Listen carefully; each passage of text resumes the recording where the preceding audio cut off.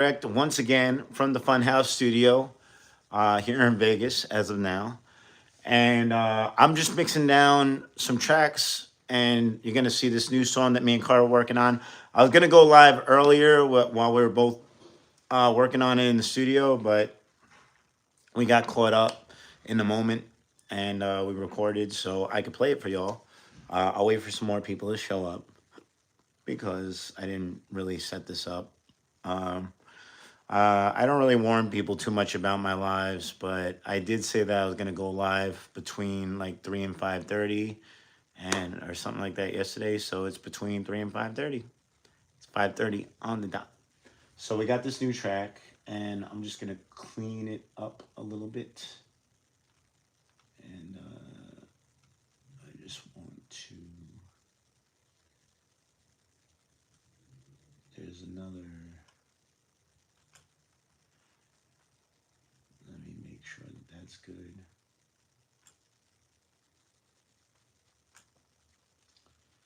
We're gonna do some of the vocals here.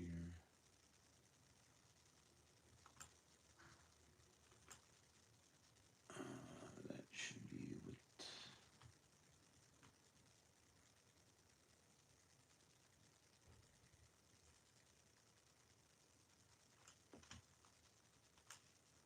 Guys, I got a burger, fries, my lips caught an eye. Sat down beside her and my.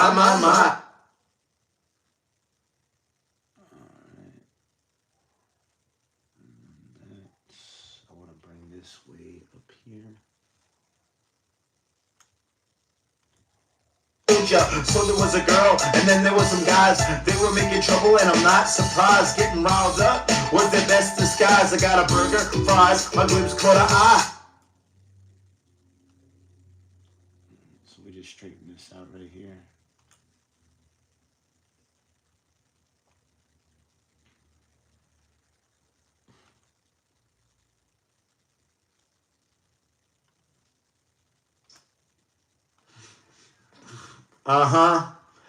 Go Carter. Yeah. Yo. Live and direct, baby. Long on the beach, Robert Moses. Some dudes to chill and others are posers. I roasted. Alright, that's cool. So what I would like to do is re-record that within the machine here. So we're gonna go over here. We're gonna go on the main, on the master. I always had a number on. And we're gonna go to Edison. And we're gonna press record.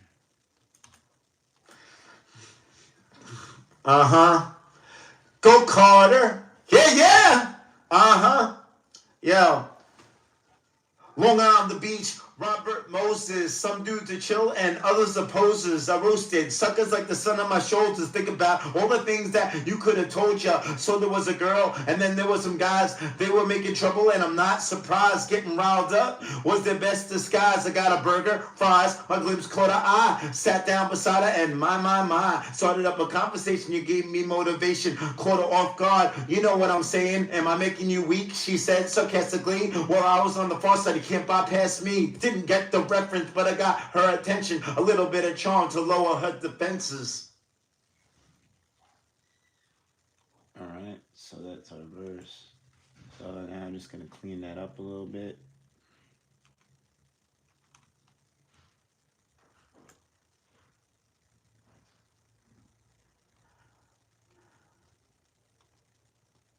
We're going to go to acquire noise profile. Surprisingly, it doesn't sound too bad. Noise.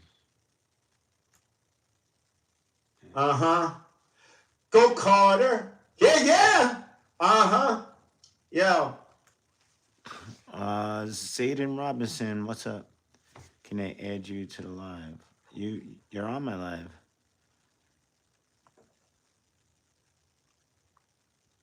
I don't know. I don't know what else I can do to fit you in.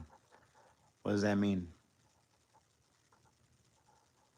You're live. Well, like a split screen or something? I don't know how to do that. Is there a way to do that? Oh, plus. As a poll. Chat filters. Nah, I don't know how to do that. Pin. Yeah, I don't know how to do that as Aiden. Sorry. So I'm just playing this track, then I'm cleaning up. Long on the beach, Robert Moses. Some dudes to chill and others are posers. I roasted suckers like the sun on my shoulders. Think about all the things that you could have told ya. So there was a girl, and then Jason Hill, what's up? Addie Daly, what up? How y'all doing today? What's damn? What are we damning about? I'm jamming and damning. All right. So this is cool. So I'm gonna drop this back in the track. I'm gonna name this first. Should be able to name this.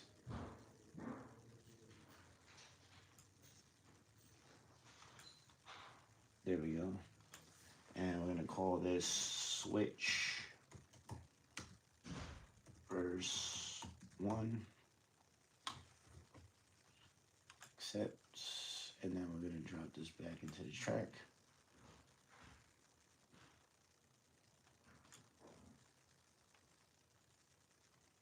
And bang. We're just gonna line it up now, apparently.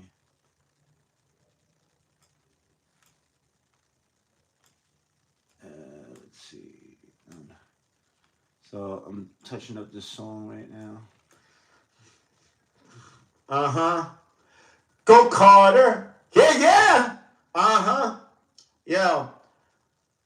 Long on the beach, Robert Moses. Some dudes to chill and others are posers. I roasted suckers like the sun on my shoulders. Think about all the things that you could have told ya. So there was a girl, and then there was some guys. They were making trouble, and I'm not surprised getting riled up.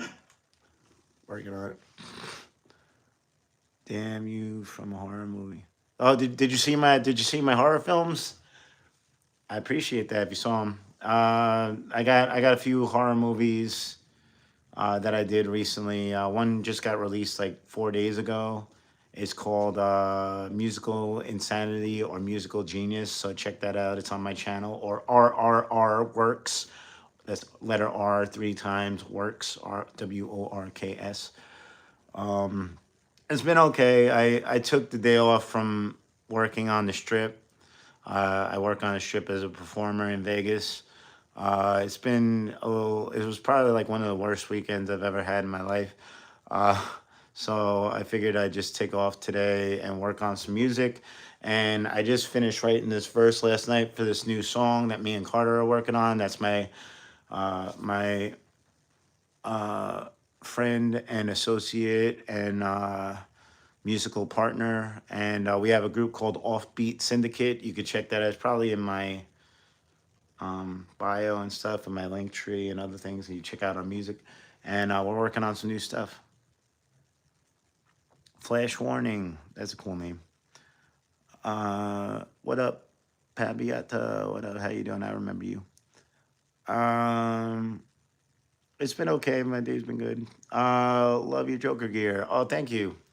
I appreciate that. Yeah, my Joker is a lot of fun to do, and I'm gonna be doing more Joker stuff lately too.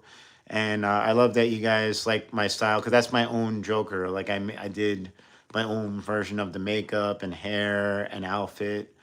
So I appreciate that. I put a lot of work into my stuff. Your granny said you aren't making any sense. I don't. I don't know. Why does your granny watch my page? That's cool. Grannies are awesome. I don't have I don't have a granny anymore. I miss my granny. All right, so we're gonna do the same thing for this one now. So I'm gonna edit and cut this whole thing, and then we're gonna do the same thing. Record on input. Yeah, man. Ba, ba, ba. Yeah. All right. Yo. My favorite. Oh, LGBTQ streamer. Moses, some dudes are chill, others are Baker's posers, son. are roasted. I don't think I qualify. All the things that you could have I'm I'm a S. and then there was some guys. I am a straight And I'm not surprised getting riled straight up. man. Was it best disguise? I got a burger, fries, my glimpse caught her eye. Sat down beside her and my started up a conversation. You gave me motivation, caught her off guard. You know what I'm saying? Am I making you weak? She said sarcastically. While I was on the far side, you can't bypass me. Didn't get the reference, but I got her attention. A little bit of charm to lower her defenses. All right. So now we're gonna drop that one in. We might make that louder.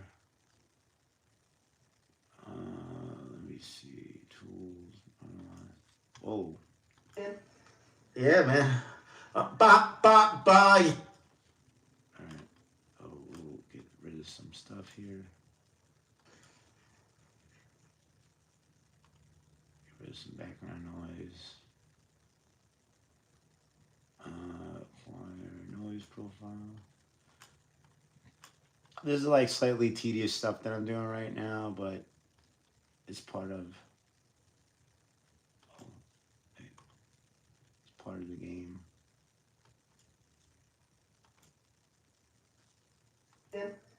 Yeah, man. Yeah. All right. Yo, Long Island, the beach, Robert Moses, some dudes are chill. I do. I'm a makeup artist. I do Joker. I did. You guys got to check out my zombie video. That's really dope. I did a zombie prank video in Vegas. I did Joker. I got a video of me. Well, I got a lot of videos of me as the Joker. But recently, I got a game show on here where Carter plays the Riddler and I play Joker, and we ask each other riddles and questions and we splash water. It's called Make a Splash. Check that out on my channel and check out the zombie prank.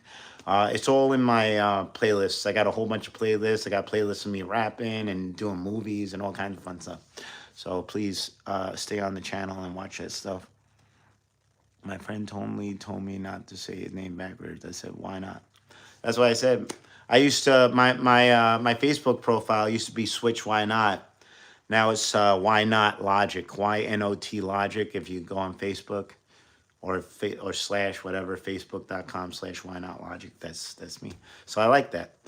Why not? KRS once said that in a song with Tony Touch too. He was like, I said, Tony. And I said, why? He's like, why not? No, I wanted to sample that. But maybe some point. All right, so we're gonna drop this into the track. Switch. I'm gonna name this Dub 1. And then we'll drop that into the track.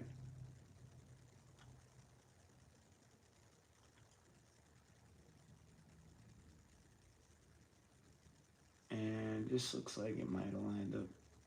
Okay, let's see. I was gonna check it. Yeah, man. Yeah. All right. Yo. Long Island, the beach, Robert Moses, some dudes are chill, others are posers, are roasted, suckers like the sun on my shoulders. Think about all the things that you could have told ya. So there was a girl, and then there was some guys, they were making trouble, and I'm not surprised, getting riled up. Was it best disguise? I got a burger, fries, my glimpse caught her eye. Sat down beside her, and my started up a conversation. You gave me motivation, caught her off guard. You know what I'm saying? Am I making you weak? All right, cool. So that's cleaned up. Gotta lower that again now.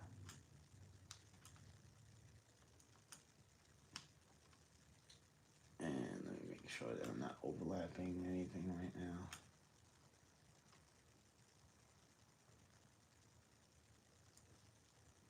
Ba-da, na na na, ba-da da da, ba-da, na na na, ba-da da da. My guy Carter. Ba-da, na na na, ba-da da da, ba-da, na na na, ba-da da da. Alright, opposes. I roasted suckers like the sun on my shoulders. Thinking about all the things that you could have told ya. So there was a girl, and then there was some guys. They were making trouble, and I'm not surprised. Getting riled up was their best disguise. I got a burger, fries, my lips caught her eye. Sat down beside her and... Alright, wait, so let me see, I gotta... Long on the beach, Robert Moses, some dude to chill. I just want to put this on the master real quick.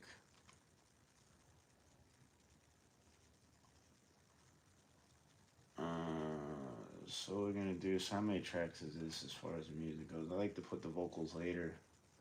1, 2, so 8, 9. So I'm gonna go to 10. Track 10. And we're gonna, I got a mastering file. It says switch master. And we'll put that on that one. And we'll do a couple of them. Switch master. Okay. So 10 and 11. Now we're gonna do the routing.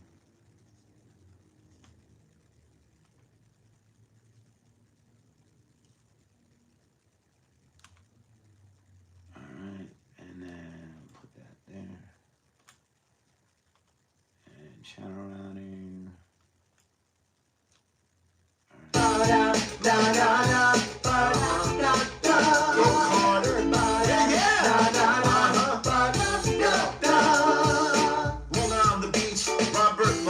Some dude to chill and others opposes. I roasted suckers like the sun on my shoulders. Thinking about all the things that you could have told ya. So there was a girl, and then there was some guys. They were making trouble, and I'm not surprised.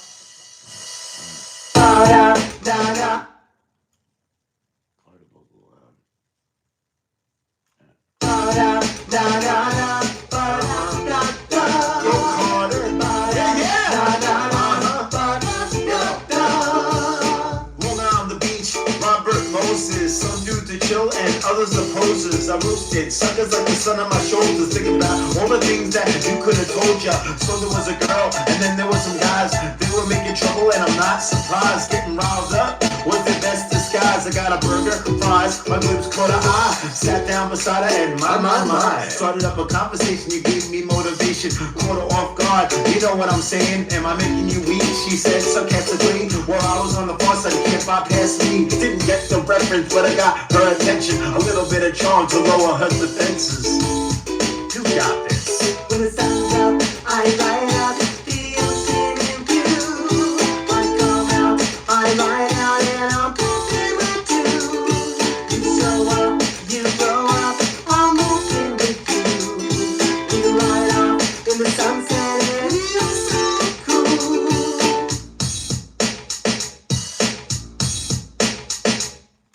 Ba-da-da-da-da.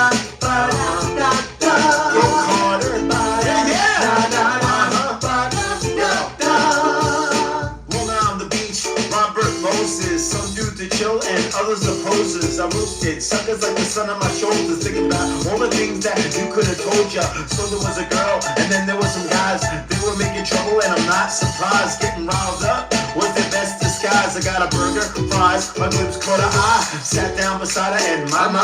Started up a conversation, you gave me motivation. Caught her off guard, you know what I'm saying? Am I making you weak? She said sarcastically. While I was on the far side, you can't bypass me. Didn't get the reference, but I got her attention. A little bit of charm to lower her defenses. You got this. When the sun's up, I light up the ocean in blue. I come out, I light out, and I'm pumping my tune. You show up, you grow up, I'm moving with you. You light up in the sunset, and you're so cool.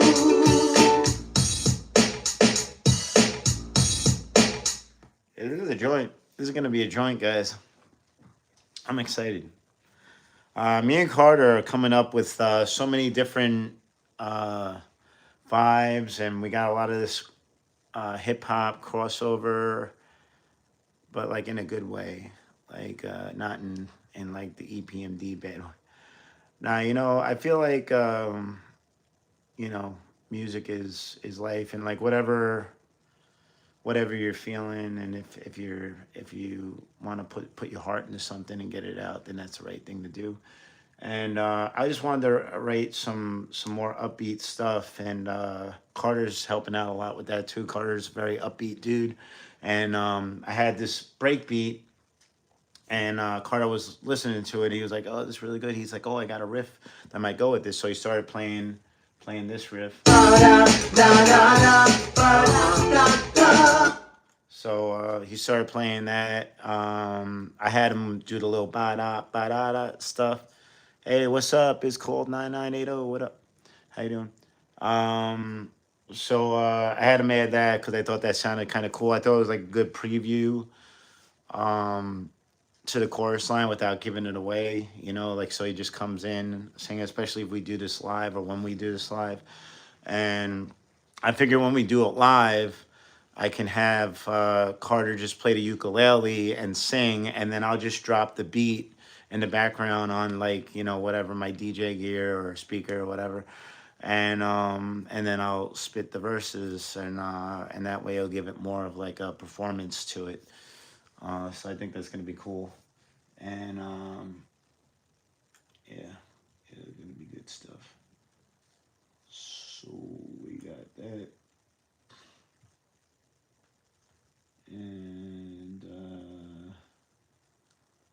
And then now I'm just doing all the sounds. So we're gonna record this one now.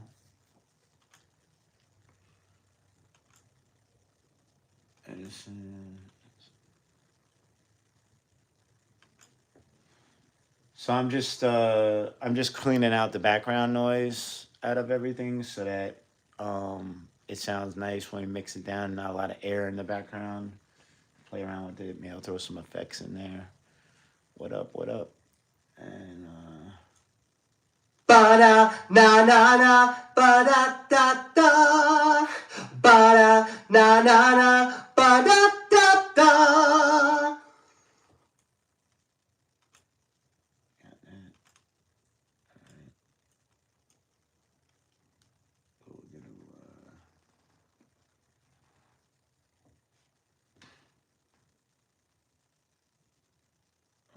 we are going to apply noise profile, clean that up a little bit.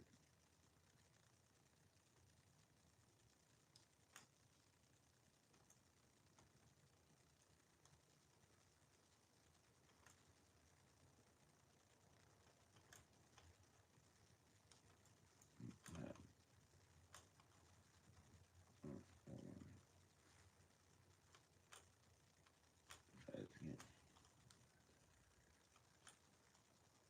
Why is it not doing it now?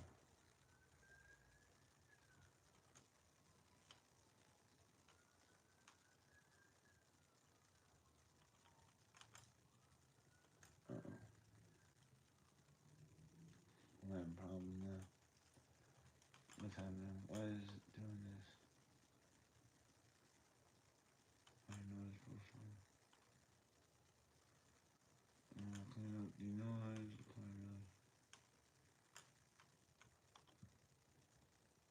Always something new going on here. Nope. All right.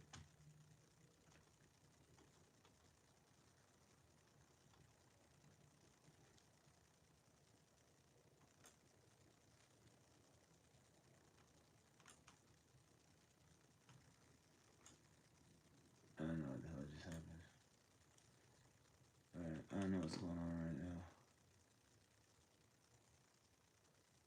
I don't know. There's always some kind of weirdness. Hey, what up there? Crush it. Working on the tracks.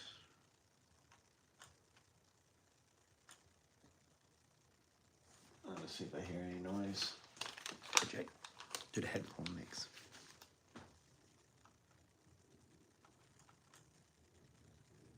All right. I don't hear any noise.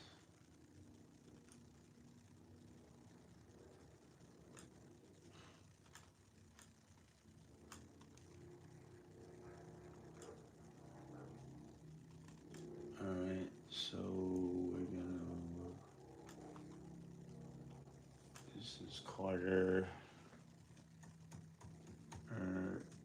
main intro.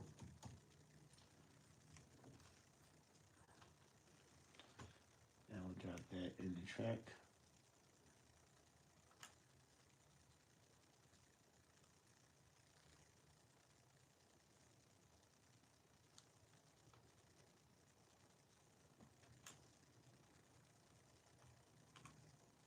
Ba da na na na ba da da da. Ba da na na na ba da da da. Okay, cool. Ba da na na na ba da da da. Ba da na na na ba da da da. Cool. All right, sounds good. All right, it's the same thing here.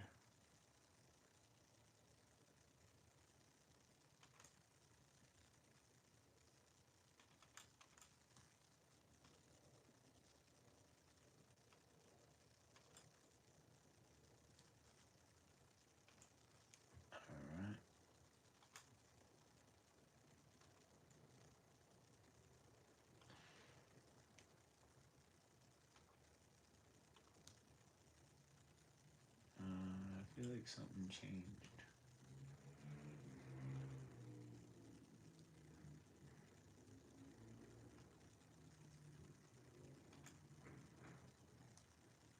Ba da na na na ba da da da.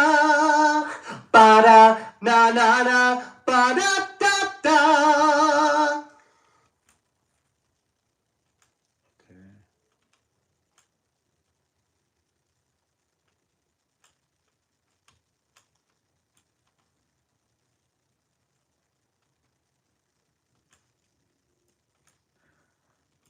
Being weird today. Ba da na na na ba da. Okay, cool. Cleaning up.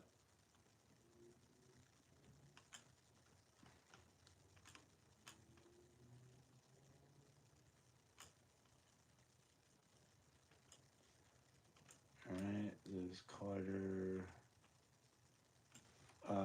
Dub 1. And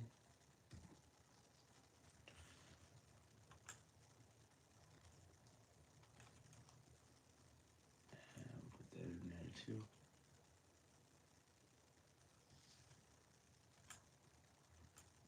Ba da na na na ba da da da.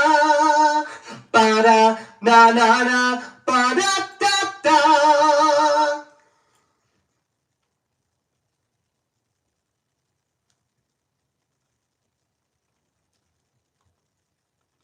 Ba da na na na ba da da da. Ba da na na na ba da da da. Yeah. There should be one more.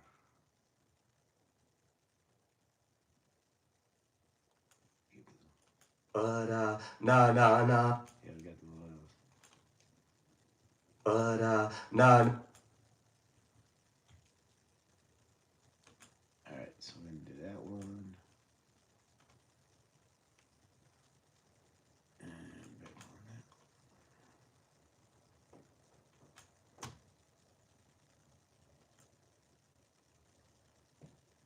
Ba da na na na ba da da da. You do Ba it, Flip. da na na na. I'm sitting in a ba chair. da da da.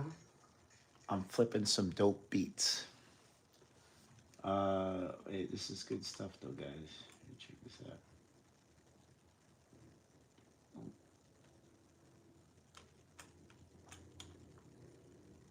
No idea why. Why is this doing that? Whatever. Maybe I'll make that one line. Like, no less.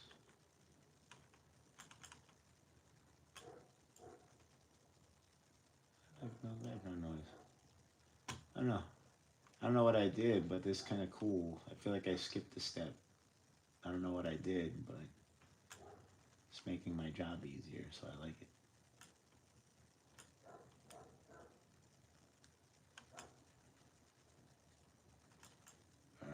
So we're gonna do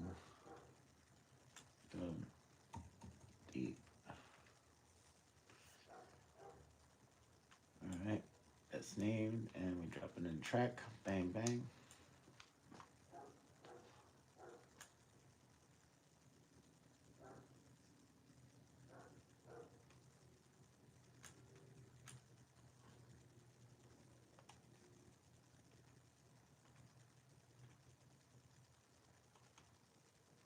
Ba-da, na na na, ba-da da da. Ba-da, na na na, ba-da da da.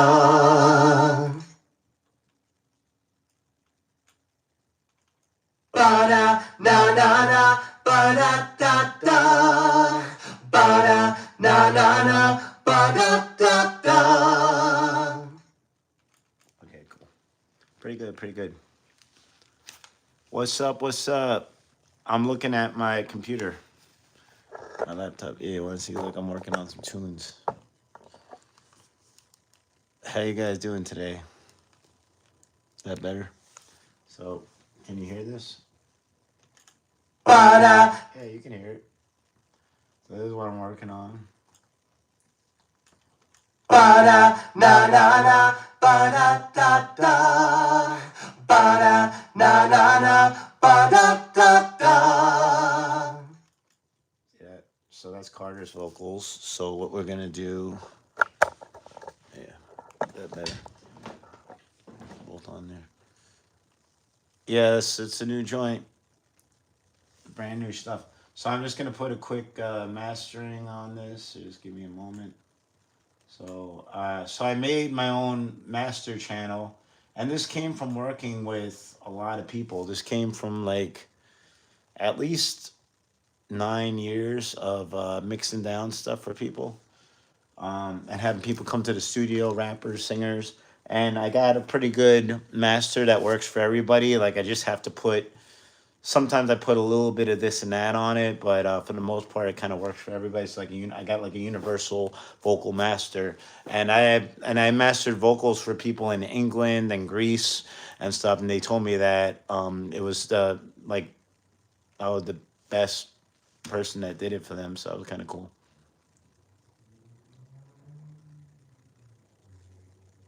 I don't know what that's supposed to mean. Sam, what's up, Sam? How you doing? We're live. I'll play a new song for you in a second. Hold on, we're working on. I got the first verse, chorus line. We got an intro. We got some ad libs. Just give me 2 seconds. Oh, maybe 10 seconds. Master. Switch master.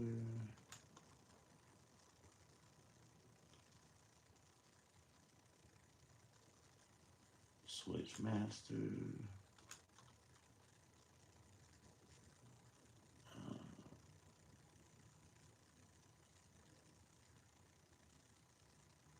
It's called Switch master.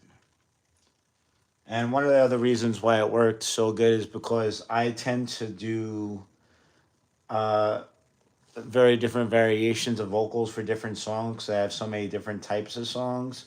So even by myself, um, I was able to come up with this master that works for everything. It's really cool. So we're gonna rock this. So we're gonna go main, dub, deep.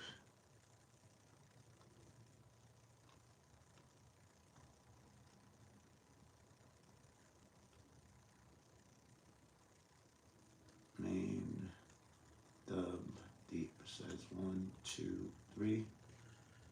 And then we're gonna go back to the tracks, mixer. And then we go channel routing, and then root selected from this one.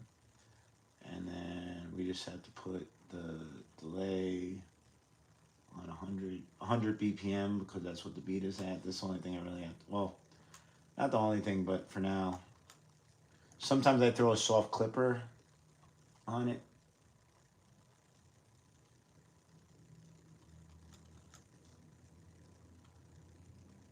But we're just gonna do this for now.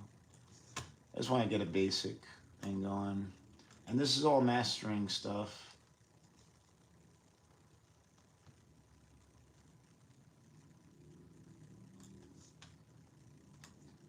All right, so let's hear the sound. Ba-da, na na na, ba-da da da. Ba-da, na na na, ba-da da da. All right, so I think I do want to put a soft clipper on this. So fruity soft clipper.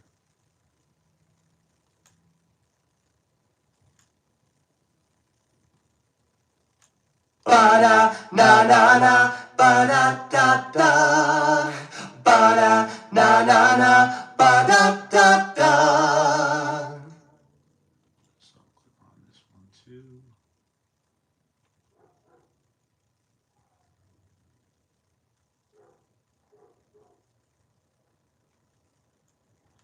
Ba-da, na na na, ba-da da da. Ba-da, na na na, ba-da da da. Alright. Ooh, too much. Okay, so then I'll bring back all the tracks. Alright, you guys ready? Ba-da, na na na, ba-da da da. Wait, hold on. Wait, I got too much. I gotta get rid of this track. I gotta put this track somewhere else. Put that back here. Because I don't want to lose that. Because I want to use that. That rhyme. Ba-da, na na na, ba-da da da. Go Carter. Yeah, yeah. Long on the beach, Robert Moses. Some dude to chill and others opposes. I roosted suckers like the sun on my shoulders. Think about all the things that you could have told ya. So there was a girl and then there was some guys. They were making trouble and I'm not surprised. Getting riled up was their best disguise. I got a burger, fries, my lips caught her eye. Sat down beside her and my.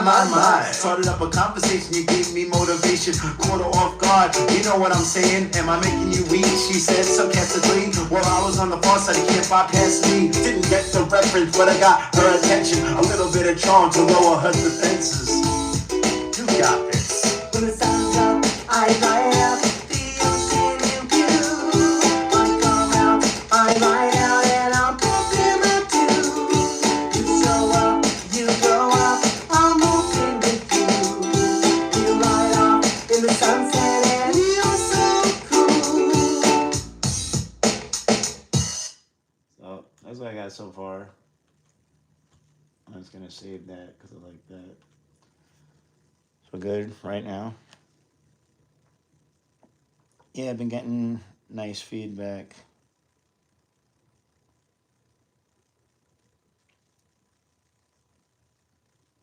Really great script.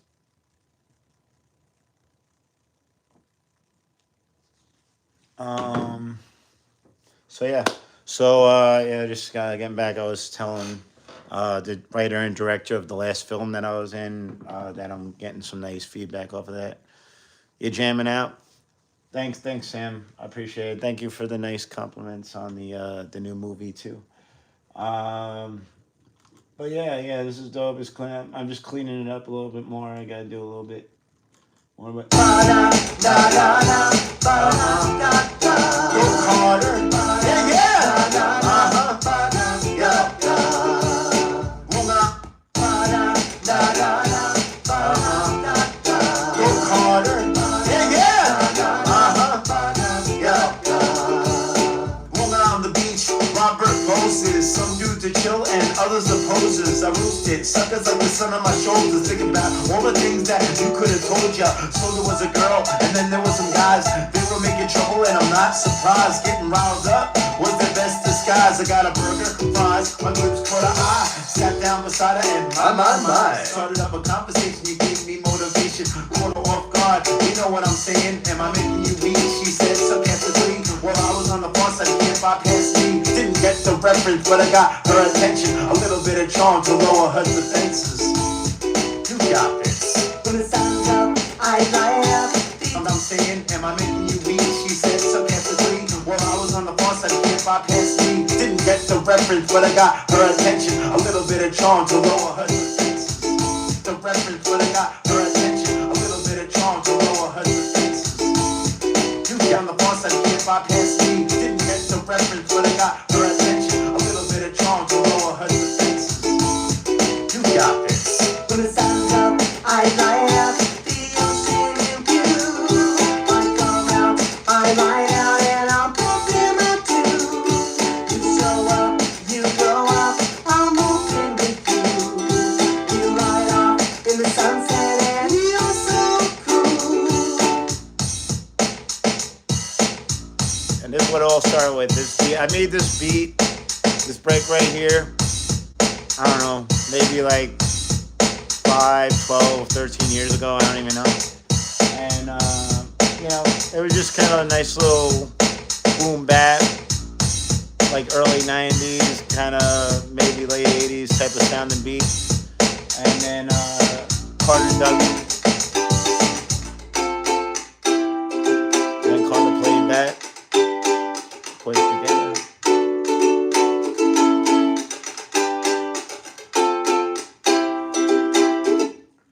And yeah, so we've been getting a lot of stuff done, and all these songs that we're doing sound so different from each other too. So it's cool, cause I don't like that. Like I don't know about you guys, but it used to bother me back in the day when that's probably why I'm a good DJ. Because back in the day, I used to get really upset when I buy an album, and then all the songs would either sound the same, or they would sound all slightly like the biggest hit on the, like almost like different variations of the biggest hit on the album, like their single or whatever. I was like, oh, this kind of sounds like they just kind of did the same thing, and they still try to do that to this day, which is sad. I even heard other artists talking about that. Like there was some guy, I forget, it was like he was a rapper, and I read this article about him, and they said like he had some song and he got it on a college station and ended up being like a big hit and being like #1 on like iTunes or something after being on the college station. Yeah, absolutely. 2026, baby, we out here. And then he got hit up by a label and they gave him a bunch of money. Like usually if you get signed to a label, they give you like kind of like a sign up bonus, but you have to pay that back to them. Or it just comes out of your money when your record sells. So like nothing's free. The record labels always get paid first because, you know, that's why I don't sign a deal. So yeah, so he got signed apparently, and then they're like, all right, now make another song just like that one, but a little bit different. And that's what I saw that they were trying to tell me. Well, not me directly, but they tell people, well, they were giving advice. Like if you look at videos on like how to boost up your YouTube or this and that. And I've watched a lot of those videos, and some of it's helpful, but some of it seems kind of bad advice. Just to me, at least. I don't know. Maybe it's not for me, but it might be good for somebody else. But they'll actually tell you to do what other people do. They're like, oh, yeah, just copy this guy because he's popular, but just do a little different or do your own thing with that. And it's like, all right, well, then you're just kind of like putting out some kind of like copy of a copy. So whatever. I don't know. Some people do that, and I guess they do well. But for me, I just kind of like to do whatever I do, and this is me. So if you come to my channel, you'll see all different stuff. And it may not be what the algorithm wants, but whatever. I'm being me. This is what I am. So thank you guys for sticking around. And for Offbeat Syndicate, that's my group with Carter. We have a lot of different types of music. We got stuff that's like kind of like clubby, EDM, hip hop. All stuff is kind of like, it's all hip hop mixed in with other stuff. It's like hip hop and this hip hop, but it's all like hip hop is the base, the heart of it. And then I run that, and that's where hip hop comes from. Every other music anyway, because hip hop started because you know, producers or would-be musicians or rappers didn't have enough money to buy instruments, so they started playing records, and then DJs, like, that's how we started DJing. And then they would like loop a record, or they would juggle. It's called juggling. You go back and forth and play. You get two copies of the record and keep the beat going, and then somebody would rhyme over it. And that's how hip hop started. So it came from other music, whether it was like a rock beat or a soul beat or a disco beat or a funk beat. Like that all. That's how it all started. And that's where like sampling came from, because that's how hip hop got its start. So I figured this is stuff that I made myself, or Carter came up with a riff. And yes, F the haters. Thank you, Sam. I appreciate you. You're awesome. We got 4 people watching. Thank you, 4 people that watch. But I don't know. And I hit 21,000, a little more than 21,000 subscribers, like 2 months ago. I haven't really gotten too many since then, but I appreciate everybody that sticks around watching. I'm trying to understand how all of it works, because if I do have 21,000 people that subscribe, I'm a little surprised that I only got 9 people watching, but I do appreciate you. So all 9 of you guys, thank you so much for watching.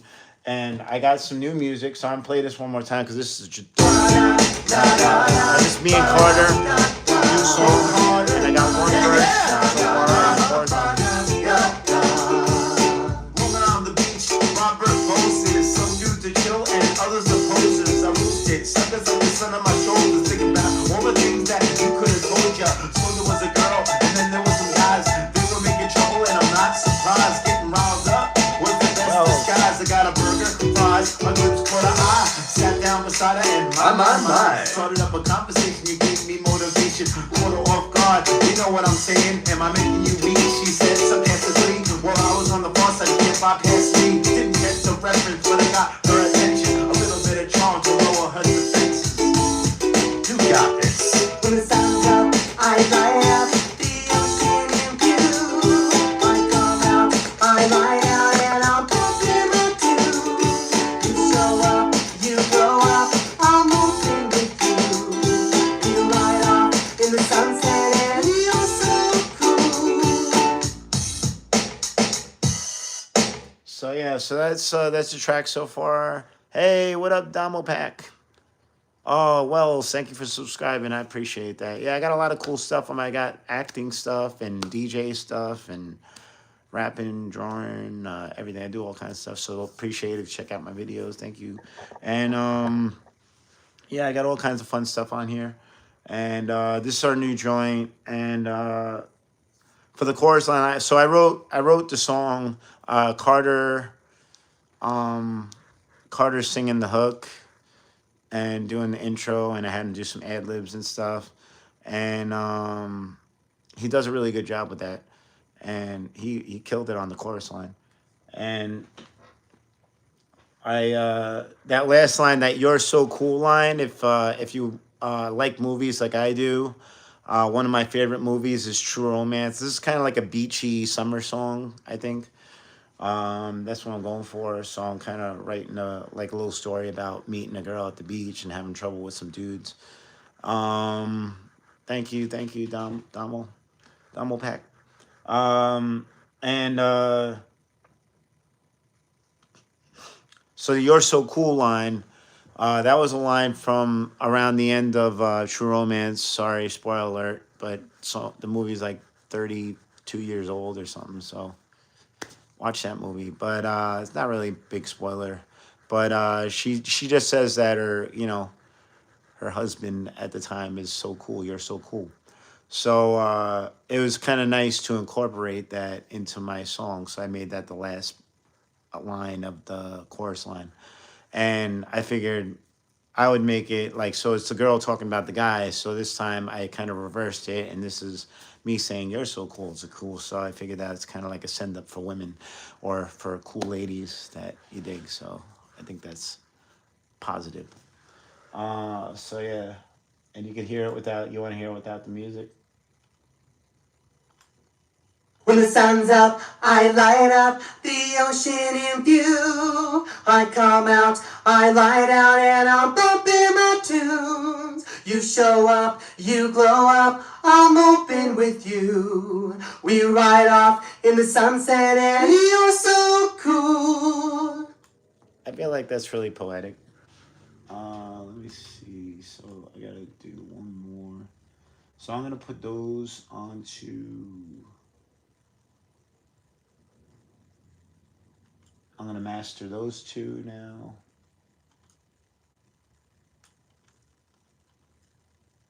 Quarter chorus one, dub one.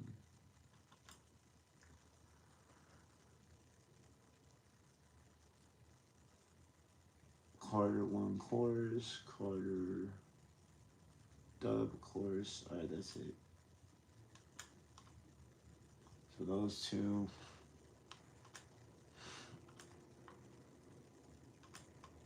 I'm getting faster with the mastering. And we're gonna put a little soft clipper. Soft clipper is my new favorite limiter. Because it cuts off a little bit of the edge. So we're gonna loop that real quick. And go back to that. When the sun's up, I light up the ocean in view. I come out, I light out, and I'm bumping my tunes. You show up, you glow up, I'm open with you. We ride off in the sunset, and you're so cool.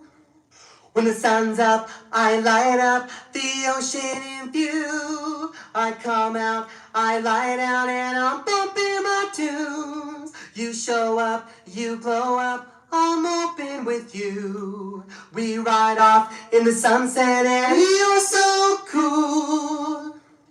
When the sun's up, I light up the ocean in view. I come out, I light out, and I'm bumping my tunes. You show up, you glow up, I'm open with you. We ride off in the sunset, and you're so cool. When the sun's up, I light up the ocean in view. I come out, I light out, and I'm bumping my tunes. You show up, you glow up, I'm open with you. You ride off in the sunset, and you're so cool. When the sun's up, I light up the ocean in view. I come out, I light out, and I'm bumping my tunes. You show up, you glow up, I'm open with you.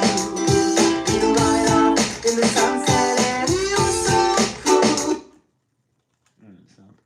That sounds better. We're getting there, guys. Sample. Sample. Well, what do you want me to sample?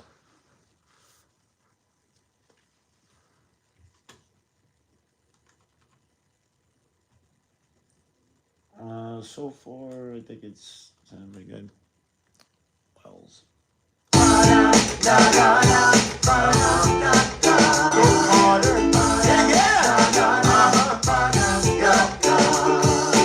Rolling on the beach, Robert Moses. Some dudes to chill and others the posers. I roosted, suckers like the sun on my shoulders. Thinking about all the things that you could have told ya. So there was a girl, and then there was some guys. They were making trouble, and I'm not surprised. Getting riled up was the best disguise. I got a burger, fries, my lips caught her eye. Sat down beside her, and my. Started up a conversation, you gave me motivation. Caught her off guard, you know what I'm saying? Am I making you weak? She said sarcastically. While I was on the far side, you can't bypass me. Didn't catch the reference, but I got her attention. A little bit of charm to lower her defenses.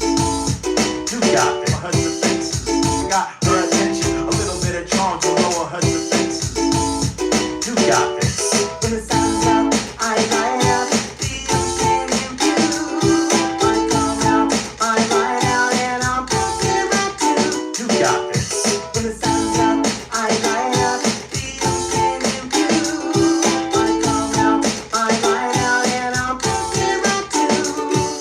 You show up. I sat down beside beside her and my. Started up a conversation, you gave me motivation. Caught her off guard, you know what I'm saying? Am I making you weak? She said sarcastically. Well, I was on the far side, you can't bypass me. Didn't catch the reference, but I got her attention. A little bit of charm to lower her defenses. You got this. When the sun's up, I light up the ocean view. I come out, I light out, and I'm poking right too. You show up, you grow up, I'm moving with you. You light up in the sunset, and you're so cool.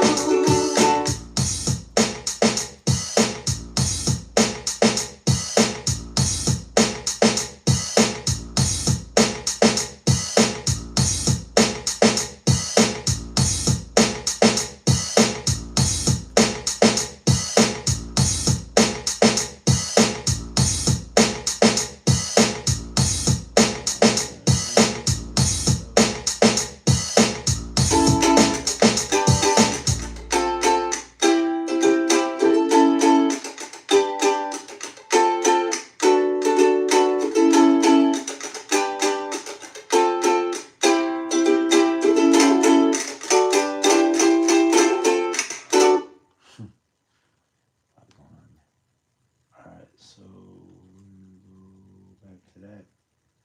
We'll put these both on that track.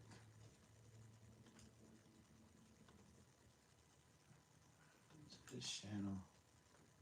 Okay, so we're gonna play these again.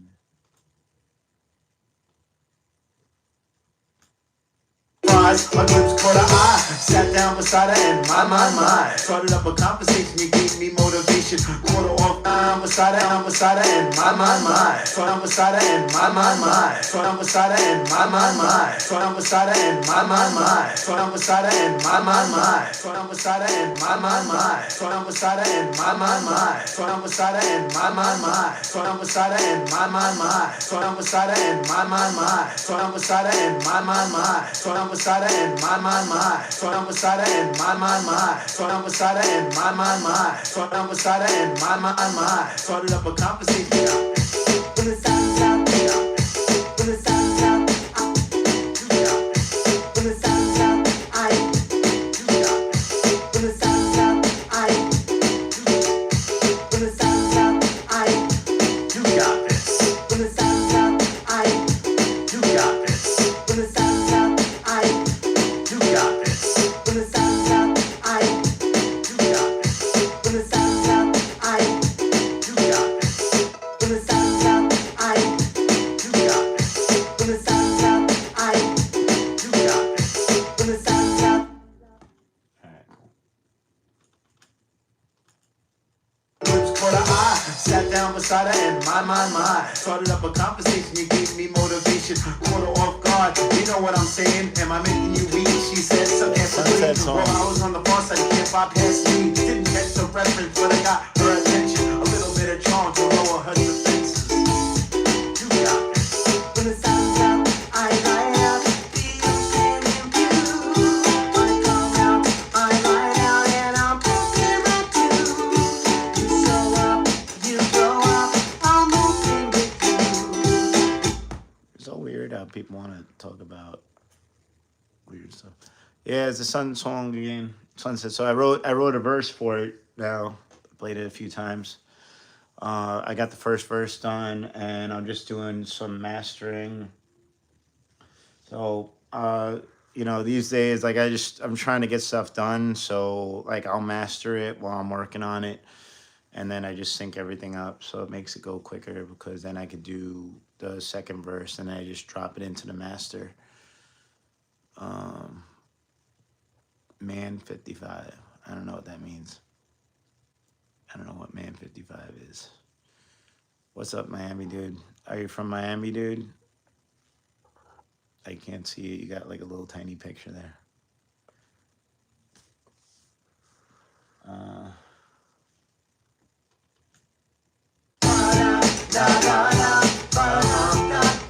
Go harder. Long on the beach, Robert Moses. Some dudes are chill and others are posers. I roasted suckers like the sun on my shoulders. Thinking about all the things that you could have told ya.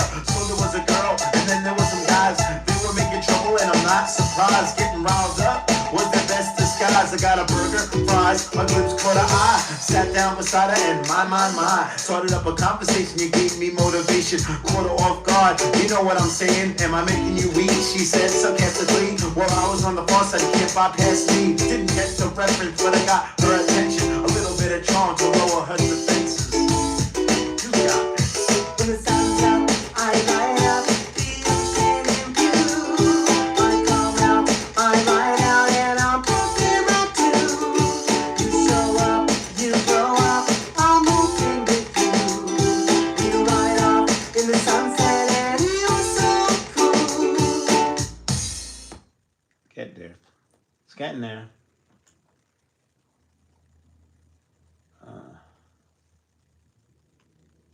Just, I'm glad that I'm still able to make some good, catchy music and stuff and show it to people. And this is really awesome. I have so many beats too, so it's crazy. It's crazy because I'm making new stuff. Because this was just, I mean, it was a beat, but it was just a beat by itself. And then Carter came in and played ukulele on it, and then we turned it into a whole song. But I have a bunch of beats. I'm gonna be putting a lot of my beats on BeatStars too. I think I have about 40 beats on there now. I'm pretty sure. So if you want to go check out my BeatStars, it's all Switch a.k.a. Tony. You check out my website, switch.aka.tony.com. If you like my beats and you want to buy one or lease one, they're up for lease. You can download them for free, but they'll scream switch.aka.tony.com every 30 seconds. But you can. But I think you have to follow me on BeatStars to do that though too. So you got to give me a follow and stuff like that. Or you could just subscribe on here, which is totally cool. And yeah, so we got some new tunes coming out. But I think I'm gonna go. I could show you another joint. So this is a joint that I actually made this back in probably like 2000, I think, in the year 2000. And this one is called Killing Time. And it's kind of got it's got a lounge, kind of Frank Sinatra, hip hop type vibe to it.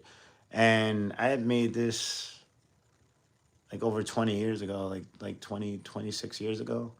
And I wrote the first verse and the chorus line, but I didn't write the second verse. Second verse, I'm singing, like I'm rapping the first verse.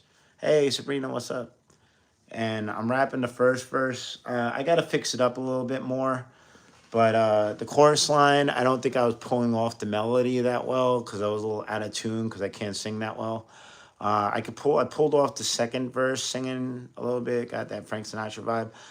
So I just had Carter in here about an hour ago, 2 hours ago, and I had him do the chorus line. It sounds good. So I might make that an Offbeat Syndicate song, or maybe just put that on my third album, my third solo album, and to have him as like a feature. But I gotta see. But I'll see what you guys think of Carter's singing. So yeah, give me a second.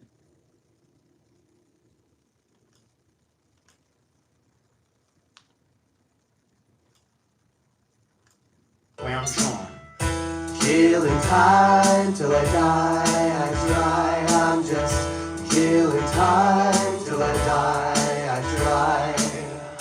Killing time till I die, I try. I'm just killing time till I die, I try. I'm just trying to figure out what I should do. It's having a good time. It's making my moves. And I like this. It's very loungy sounding, and you guys got to know that when I wrote this and I made, like, I wrote the song, I made the beat, I produced this. At the time, I made this about 2000, and around that time was crazy because they had like crazy. There was a lot of crazy music out, like good crazy. You had DMX and the Locks and MOP and Onyx and all this stuff. All this stuff was out, and a lot of, like, and I had like hardcore stuff too. I have a bunch of like, fluff like, I think I had written most of Soul Control. I didn't put out Soul Control till later, but that's hard. I have a lot of harder stuff too, but this was very laid back and chill and very different from anything that was out even back then. So to be able to show this to people 26 years later and hopefully people dig it, that's pretty cool. But I'm still working on it. But this is Carter on the chorus now. Where I'm Sean. Killing time till I die, I try, I'm just killing time till I die, I try. Killing time till I die, I try, I'm just killing time till I die, I try. I'm just trying to figure out what I should do. It's having a good time. It's making my moves, and I don't know when this train is gonna stop. But I'm holding it longer, don't sit in the corner, cause missing an offer is taking my spot. Some people say it was never yours, so if I grab it then I'll be sure it's not out of my hands. I have to advance, I master a style, I battled the bands. I was killing my time, now I'm back to the plan. There was things that we did before we could stand, and after we flew, the places we land, I stick to my way, as brave as I can. In this digital age, I'm a difficult man. I don't live in the past, but I know where I am. I'm killing time till I die. Yeah, see, Carter definitely sang the chorus line better than me, but that's a song that I made a long time ago. But I started writing it when I was like 19 or 20, and then I finished writing it, I think in my early 30s. So it's crazy. Sometimes these songs take a while. Got any Aerosmith? You mean Aerosmith? I like Aerosmith. Walk This Way, Sweet Emotion. I like Ragdoll. That's my joint, Ragdoll. But I'm not really playing. I'm not DJing right now. But I'm playing. I'm playing some of my own tunes. But I do dig Aerosmith a lot. Matter of fact, when Aerosmith did that joint with Run DMC, Walk This Way, that was dope because I was a big fan. Like I have Toys in the Attic. That Walk This Way was originally written by Aerosmith, and then done as a cover with Run DMC.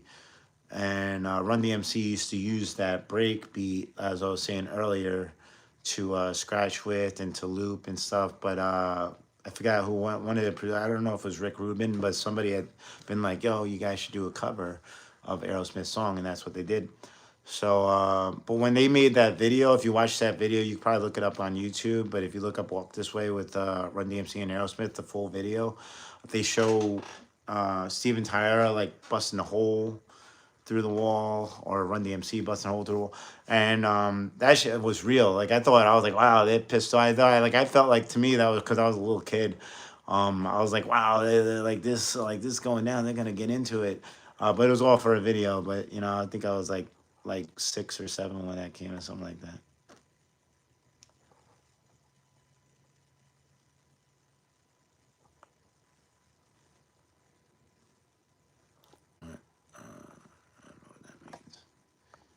I don't know what that means. But yeah. So we rocking it.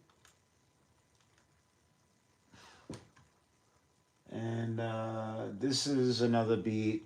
I originally had a Kumo D sample on this, but and it has some more instruments in it, but they got pulled out. Let me see this part.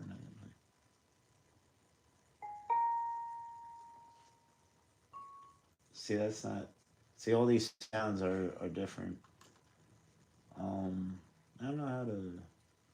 I know I might have to go back on my other computer and see if I can fix that. But this beat originally sounded a little better, had a better version of it. But I can I might have to go back into my other computer and see if I can maybe sample my own stuff. I don't know.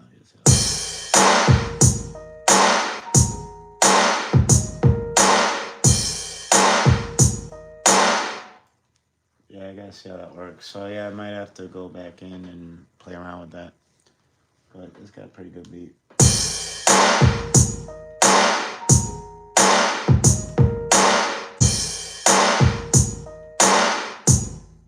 Yeah, like all the sounds in that are missing. Because apparently, me switching over from a PC to the MacBook, some stuff doesn't save. That's I don't understand why they do stuff like that, but some stuff wasn't made for Mac, so I have to like go and sample my own stuff and then put it back in there. It's kind of a pain in the ass, but if they want it to sound the way it sounds, then that's cool. But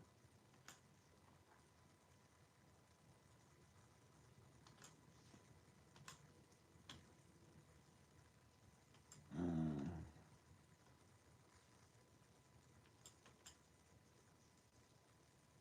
this is a song that I sampled myself in.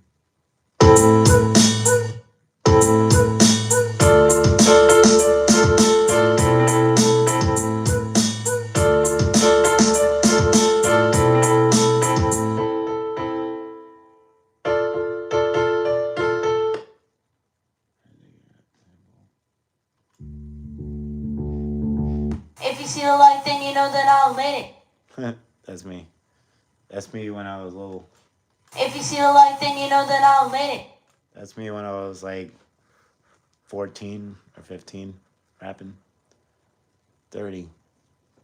What's that, Jason Hill? X2I. Cool. X2. Um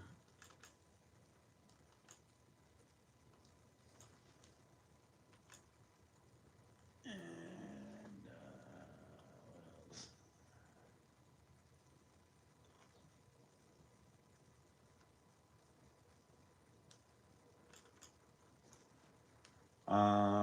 this was a beat. This was actually a full song that I made.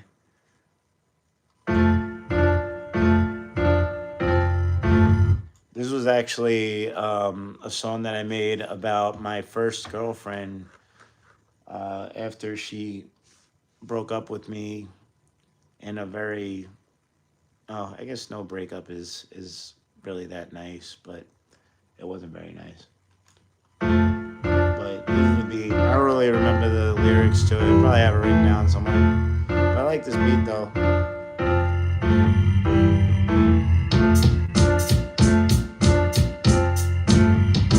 think I have to mix this down though. I definitely got to play around with that. But that's still a cool beat. Um, but I remember I used to have the whole. I actually memorized the song. I didn't record it, but I just memorized the lyrics and I had the instrumental. And I had performed it for some other girl, and she's like, "This sounds like some Biggie stuff," and I thought that was funny. Because I was just saying a lot of not so nice things.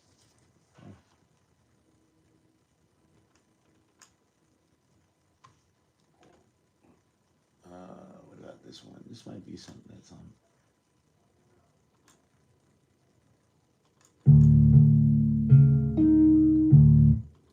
Oh yeah. Oh, that beat is okay. That's a very dank beat.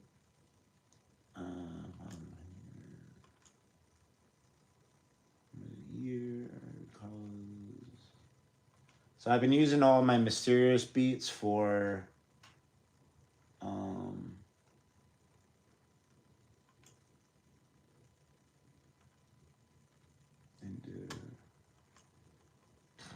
so I got a couple new episodes of Make a Splash coming out.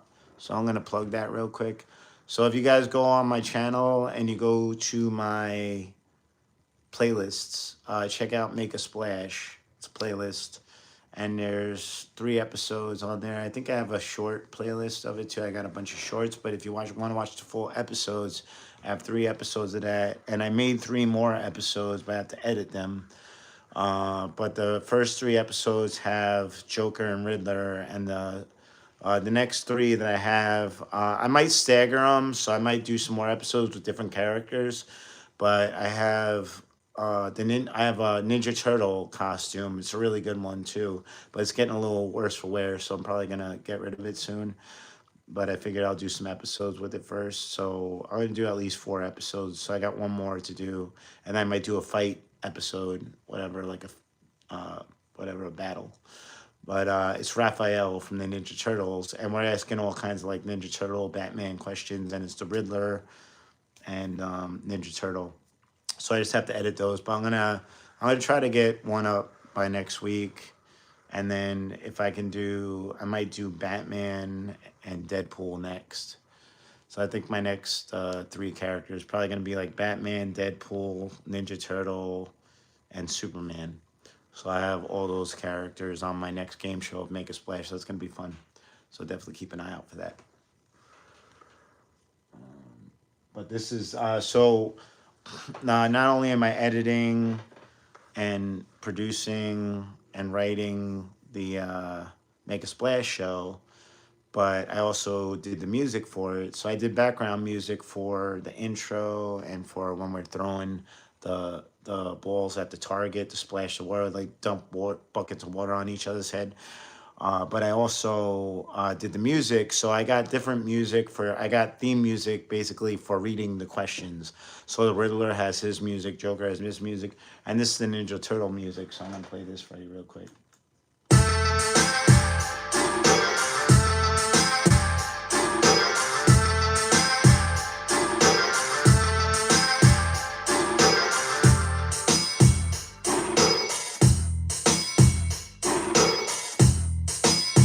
So this is gonna be the Ninja Turtle questions.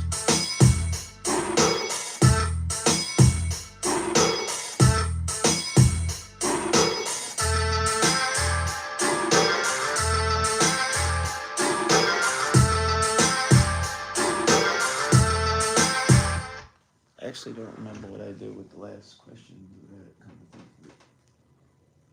That's crazy. I don't remember what I did with the questions.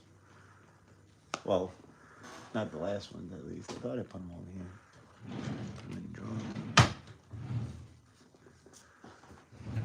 Yeah, stop hiding stuff.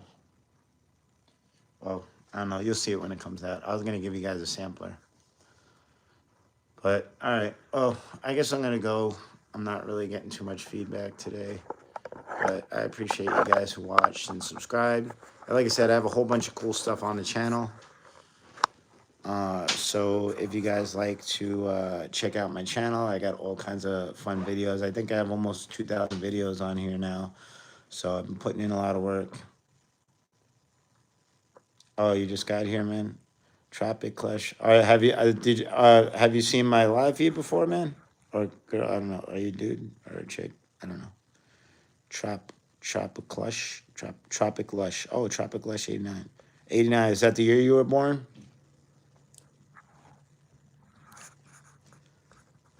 I'll stay on if you want to try to play this. So I'm just playing some music. Let me see if I thought I had the questions for the next episode in here. I was going to kind of give you guys a preview of that. But I don't know. I don't know what I did with it. Oh, I was born in August too. You're a Leo? Probably a Leo. Unless you were born after the 23rd. Mine's the 21st of August. 89 was the year I started rapping, but I was born in 1980.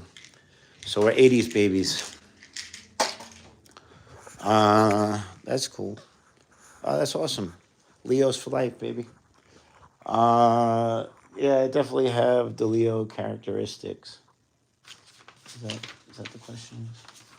Oh, now I want to find my questions because I'm going to need those to shoot the next episode. That would actually be a cool background to put in, but they're gonna flag me on it if I put somebody else's music. That's why I do my own music. But it'd be cool to be like, yo, come through to the next episode. It's like bum bum bum bum bum bum bum bum. But yeah, I got Make a Splash. That's on my channel. So check that out. There's a lot of cool stuff. I'm doing the Joker, and my buddy Carter is doing the Riddler, and we also have music on there. Offbeat Syndicate, all my playlists. My stuff's pretty organized. You love us or hate us?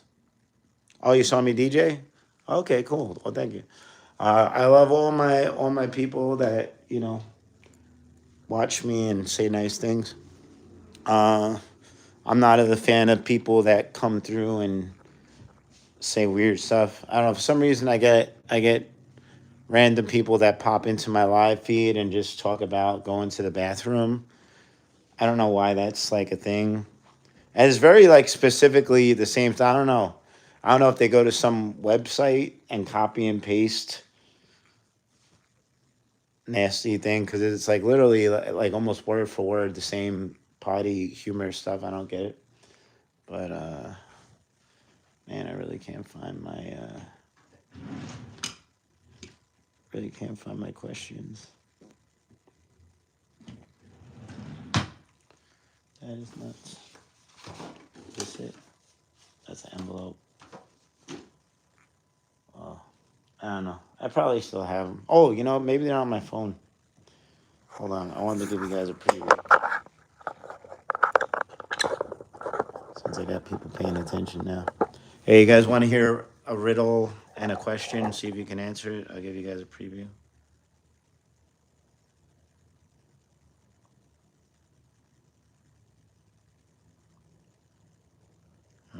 Okay, cool. And thank you. Hold on, I just ran somebody back real quick. All right, let me see if I can find the Ninja Turtle questions.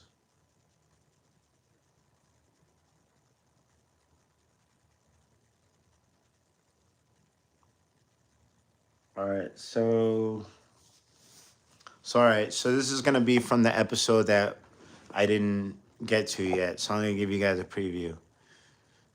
Wait, hold on, I'm gonna read your stuff first. Oh, you see me? Oh, you saw me DJing. What'd you see me DJing at the film festival? Was I outside with like a little tent over me? That was a film festival. That was cool. I did that for free, by the way. I did like 5 days. I didn't DJ. I DJed for 3 days. I think 3 days, yeah. In 2 different spots. So I DJed twice a day for 3 days, and then I also helped set up like two or 3 days earlier, and then I helped break down next. So I think I did like 6 days there, 7 days. But I appreciate that. And yeah, and I did Joker. I did Joker at First Friday here in Vegas. There's a video of me doing that, and as a Joker, I do Joker a lot. It's fun. Get to go around. I do magic tricks and jokes and stuff like that. Orange shirt on. Orange shirt. I'm trying to think. I think I only have one orange shirt. Was it red? It might have been red. Or was it this? Are you thinking of this? I don't know. All right. Well, I appreciate it. I appreciate you checking out. All right, so I'm gonna do some questions. So let's see if you can answer these. All right. Okay. Yeah, that was probably the film festival then. Yeah, I was rocking a hat. It's got my name on it and stuff. So it's a good little promo. I like that because then everybody knows. Well, the first time I did the film festival, I had a mohawk, so people recognize me from having a mohawk. I got a lot of. The mohawk was actually pretty good for my career. It gave me a lot of attention. It's a good little gimmick. I didn't necessarily mean it as a gimmick, but kind of works for me. So yeah. All right, so I'm gonna do some questions. So these are some random questions. So here's one that might be easy. All right. So who voiced Shredder in the 1987 cartoon of the Teenage Mutant Ninja Turtles? Wait, hold on. This is gonna be the turtle question. All right. So this is gonna be the music that's gonna play. I'll do it in the voice. So I'll do it. All right, dude. So, this is your next question, dude. Who voiced Shredder in the 1987 cartoon of the Teenage Mutant Ninja Turtles, man?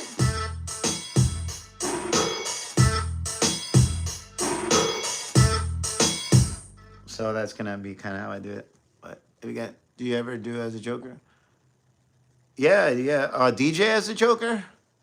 Yeah, I've actually been hired specifically to DJ. So back in New York, I'm from New York, and I DJed in New York most of my life since I was like 9, 10 years old, and I would do Halloween parties.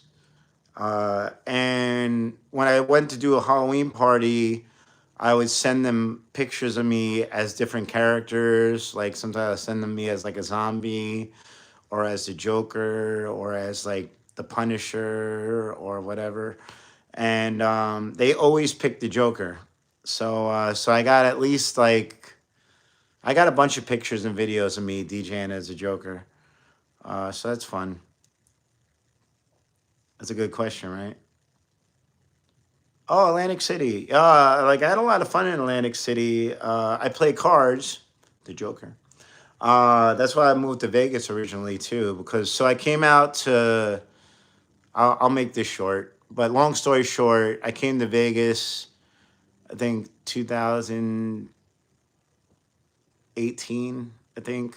Uh, I came with a friend of mine, and then I was hanging out around here, and I played cards, and I jumped in again. I'm pretty good at cards. I'm good at reading people. Uh, and I played a tournament, and I didn't even win the whole tournament, but I got past the first table, and then I made it to the last guy of the second table, and then he kind of bullied me out because I got a lot of crappy. I got a lot of. We were playing Texas Hold'em, and I just wasn't getting good cards. He kept on going all in, all in. He was doing that bullshit. And I kept on getting like 2-7 offsuit, like 6-9 offsuit, and I was like, I'm not calling this guy. And then eventually, I just lost. But I won. I went in for about $100, and I won 920. So I made like $820 in like an hour and a half, and I got to play poker, and that's when they were actually giving you like free drinks and stuff. So I was drinking like Jack and Cokes and stuff. It was really cool. So the week that I came back after being here for I think like 3 or 4 days. I never been to Atlantic City before, and then I still had a couple days left in vacation. So I was just like, screw it, I'll drive to Atlantic City. So then I drove to Atlantic City like crazy early in the morning. It was, and I still got stuck in the worst traffic I've been. It took me like 5 hours to get to Atlantic City from Long Island. And I got there and I went to, I think, the Golden Nugget. And it was pretty early in the morning. I think it was like 9, 10 o'clock in the morning. And there was like mostly old men playing Texas Hold'em. And I didn't know what the rules were for like what, I don't know if different casinos or different places have different rules. So I was asking questions, and the concierge or whatever, the guy running the show, was right next to the table that everybody was playing at. So they heard me asking questions, and because I was asking questions, they thought I was stupid. So I used that. So when I sat down at the table to play, everybody kind of assumed I didn't know what I was doing. So I just kind of worked off of that, and then I won like another $900 off of them. Uh, Oh, you work there? Oh, that's cool. What'd you do? Were you a dealer? Oh, Johnny Blaze, you're from California and you live in Virginia? Virginia's cool. California's cool. I think I'm gonna probably be in California again next next month at some point. I don't know. I gotta do some errands there. Virginia, I've only driven through in a truck. I used to drive trucks for a while in New York. Uh, Butler for high rollers. Oh, that's cool. I didn't know that was a thing. I didn't know they had butlers at they have butlers at the Golden Knight. That's cool. You don't mean like a bellhop? You mean like a actual butler, like the goat? Hey, what's up, Carp? Carp B, buy it. Thank you. greatest of all time. I'll do my best. I try. But yeah, so I actually won money in Vegas, and then the same week I won almost the same amount of money in Atlantic City, and then that's why during COVID I decided to move to Vegas, and I was like, oh, I'll just play poker, and I think I only played like once. I won a little bit. I've never lost. Or at least I've never left the table with less money than I had. But I played at South Point, and I think I won a few bucks. I think I kind of almost broke, like more than breaking even. I won something, but not much. It wasn't like $900. But at that time, I started doing street performing, and I was making really good money doing that because people were a little more generous, or people had more money, or things were a lot cheaper here. There's just a lot of difference. It really sucks out here now. I want to get out of here. I'm probably not going to be in Vegas for very much longer. The only thing kind of keeping me here right now is just I'm just trying to get out of debt, and I got Carter and my guy Dragster here, and they're cool to hang out with and stuff. So, okay, room service for high end. That's cool. Well, that sounds good. You probably got good tips, I bet. Because the high roll is actually pretty cool, especially if they're like what you would call whale, like really rich dudes, high rollers, whales, whatever. But yeah, usually those guys tip pretty well. Like I've gotten $100 tips a lot on the strip. Not so much lately. I got a couple lately, but not very often. I used to get them more often. But just different time. That sucks. So I don't know. Hopefully things change, but if they don't, I'm just gonna get out of here because just no money here anymore. See, that's what I mean, dude. Like, I don't know. Like, what's like the deal with that? Heather Star, what's up? It's cool. I'm chilling. I'm just showcasing some of my music, and right now I'm talking about playing cards and stuff. Did I never ever meet AC Batman? I didn't know there was an AC Batman. I know DC Batman. Get it, DC Batman. No, it's a bad joke. I might use that on my Joker stuff. All right. Oh, and see what I mean? I was just making fun of people that literally talk just like you, trippy guy. You get timed out. I don't know what it is. What is that? Why is that a thing? Like, that's really, really strange. Talk about going to the bathroom on somebody's live feed. But no, I never met. I did. So I could tell you a story about. I don't know if I said this already on my live feed. I don't know if I said this story, but whatever. So fairly recently, I don't know, a few months ago, I went to Hollywood, and the film festival is in. What up, Joe Bartos? Awesome. You should make living room wine. Um, but I went to Hollywood with Dragster, with my buddy Dragster, and the film festival that I do is in Santa Clarita, which is right next to Hollywood, and we were chilling there. We got some food and stuff, and just kind of taking pictures and this and that. It was a Tuesday, I think, so it was pretty slow there. I think California's been pretty lame too lately. It's just everywhere is dead now. It's just nowhere is fun anymore. It's like, I don't know, this country is just going down a hole. But I still have fun in New York, but that's probably because that's where I'm from, and the food is still good, and it's still cheaper than Vegas, which is crazy.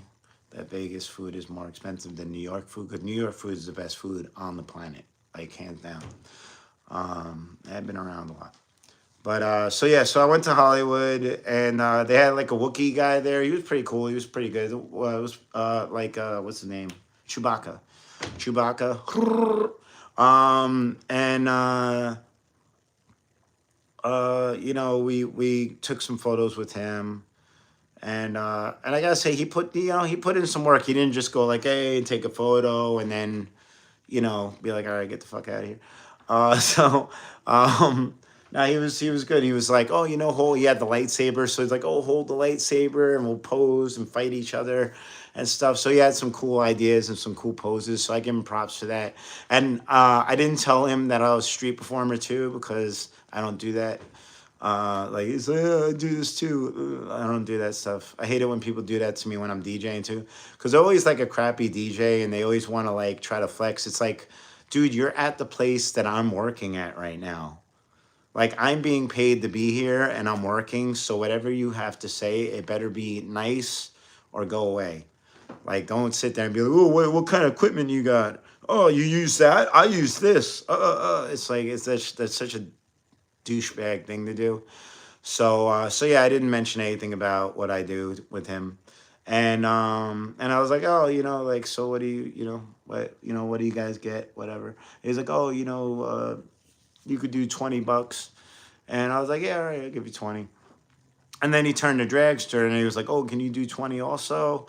And I give him props for that because I was like, oh, this guy's got some balls on him, man. That's cool. I appreciate that. As like, you know, somebody that performs and does sales.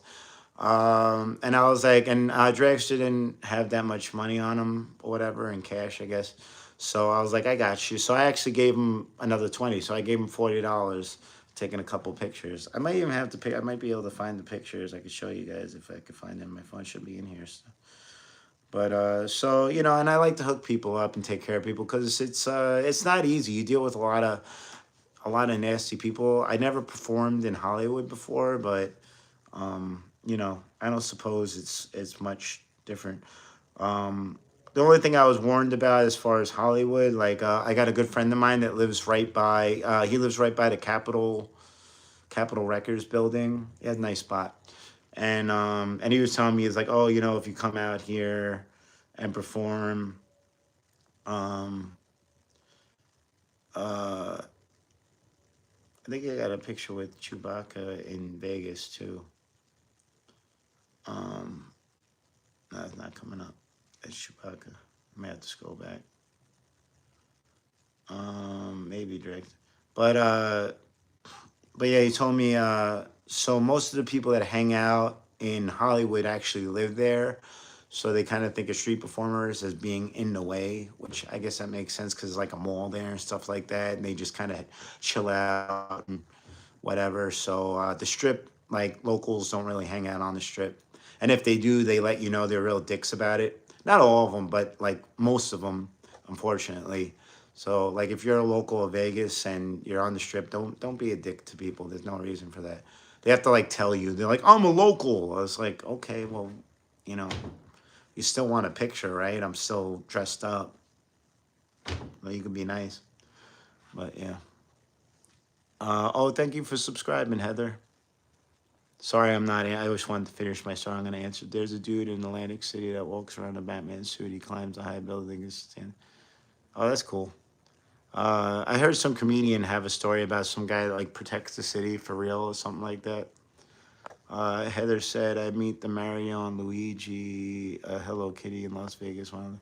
Um, I used to have a Mario costume, but my partner that I was working with sold it to some like I think I was like homeless or he was in prison or something. But so that's not us. Um, but I have a Hello Kitty costume. I don't use it that much, but I do have one. It's cool. It's not the best one, but it's pretty nice. It's pretty cool. Um, uh, Rodolph Rogan. Oh, I remember you. Tony, could you please dance around for a couple minutes? I'll dance. I'll dance if you give me a $20. If you give me a $20 tip, I'll dance. I'll put on my new song and I'll dance to my new song and I'll lip sync it. I'll even lip sync Carter's parts. But you gotta give me $20. I need money. They try to see who's bigger at the urinal, like back up. But yeah. Yeah, pretty much. Yeah, it's just I don't know. I just don't do that posturing shit with people. It just seems lame to me, especially if you come like if you're gonna have a conversation. Like I went to this place that Carter is working at. Now it's really nice. It's called 40 Deuce. It's really cool. It's kind of a upscale. Wouldn't say it's like a gentleman's club, but it's got girl like the girls don't strip there, but they're really nice looking girls, and they do really elaborate dances. It's like cabaret type place. Really nice. I hung out there like I went there twice, I think so far. Definitely gonna go back again. It was really cool. I would definitely suggest it. 40 Deuce, free promotion right there. Check them out. And Carter's a security guard there now, and what's it called? I talked to the DJ there for a little bit after the place closed up, and I was like, yeah, I'm from New York, and I DJ'd for like last 37 years or something like that. So we talked a little bit, but I didn't like. I wasn't trying to like go tit for tat with them. I was like, oh, I compliment. I was like, oh, I like the mixes that you're doing. It's cool you're doing some remixes and stuff like that. And I gave them compliments, and that's how you're supposed to do it. Uh, I would think. How much is rent in Vegas for one bedroom? About here in South Jersey, it's around 21. I don't know. I don't know. I had to. It changed. Everything went up like three times over in the past 3 years. So I don't really know because I'm not really shopping around. But I suppose it's a lot more. When I first moved here, I had a two. It wasn't a nice place, but it was good enough to get by. It was cool. But uh the first place I moved into out here was like 800 bucks a month, and it was a two-bedroom, and that was fine for me. Kind of wish I would have stayed there, but I started dating this girl, and then we got engaged, and then she ruined my life. Um, no, then we got a house, and we moved out of the apartment, and then I got stuck with a lot of bills, and then she took the house, so. Yeah, not a lot of fun. I was very very upsetting part of my life. I don't really want to talk about that, but I would suppose it's a lot. I don't know if it's 2,100. Probably cheaper than 2,100. I would be willing to bet.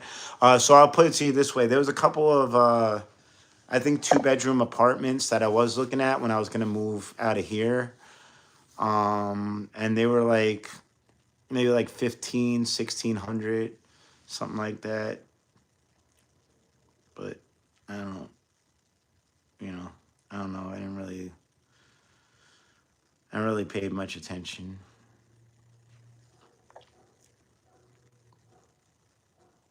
You don't do money stuff on your phone?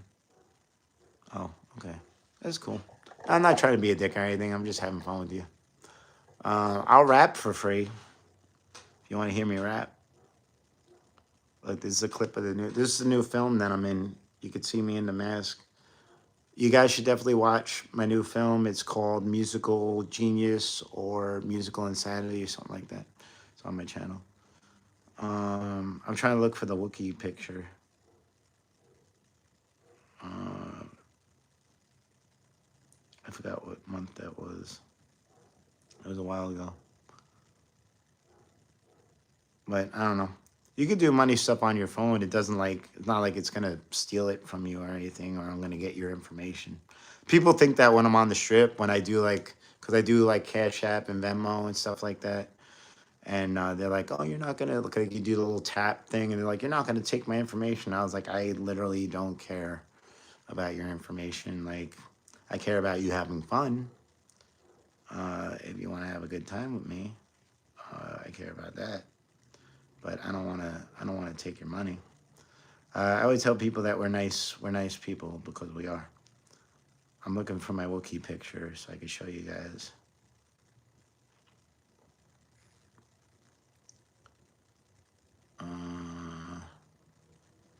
I got a lot of stuff. I got a lot of stuff from the Level Up Expo that I didn't post up either. I got to post more stuff up. Seriously though, did you moisturize better today? What? Do I look dry? I did. I actually did put on some. I got some moisturizer. This is pretty cool. See, like I gotta post all these pictures up. I didn't post any of this stuff up. Actually, now that I'm thinking about it, I should highlight all this stuff. Hold on, give me 1 second, guys.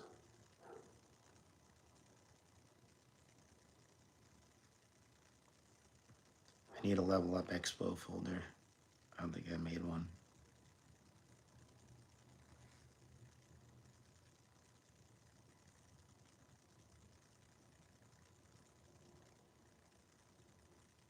I'm gonna make a new album.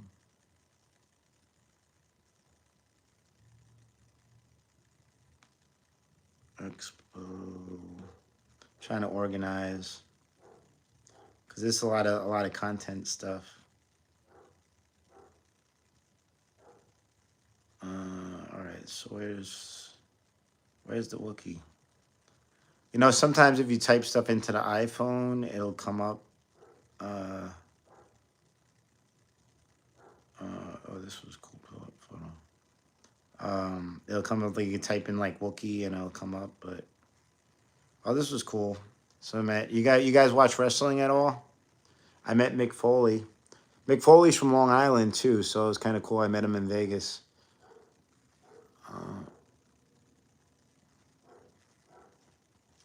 Tony, we could be related. Do you have the same last name as me? Your last name is Wind.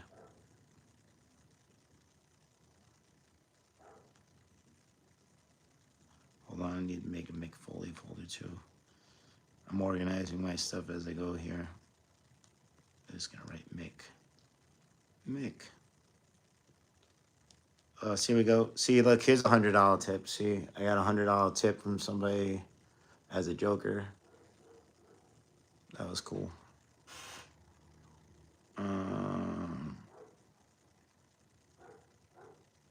Still trying to find the Wookiee photo. We could be. Oh, thank you for the thumbs up. Love, Mike. Mother always said we're separated at birth. Oh, thank you. Well, thank you for that. I appreciate that.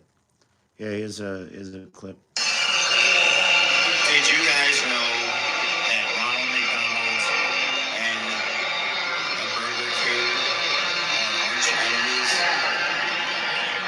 Oh, that was another one of my corny jokes. So I write jokes, and I kind of like all right. So I'm a comedian. I would consider myself a comedian because I've been paid for the last 5 years to, and I'm a rapper too, but I've been literally paid to like entertain people and make people laugh for the last 5 years on the strip, and I was able to buy a house and 2 cars and just stay my life. So I definitely consider that, you know, a comedian because I make money doing what I do. Yeah, I rap and stuff like that. Yeah, I can rap. Well, I got like 300 beats. So I don't really need a beat. I could play some. I'll play one of my beats. I'll bust around. Well, let me see. Let me put on like a cipher beat.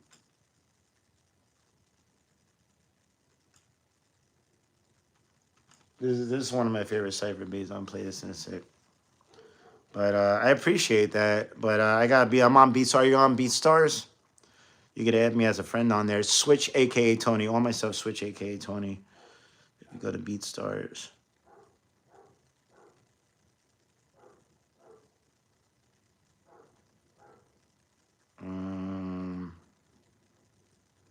Yeah, look, here's another one. See, another $100 tip as a joker. See, and that was like April. So hopefully it picks back up again out here because I miss getting more $100 tips. Yeah, let me see. So this is a beat. This is a simple beat, but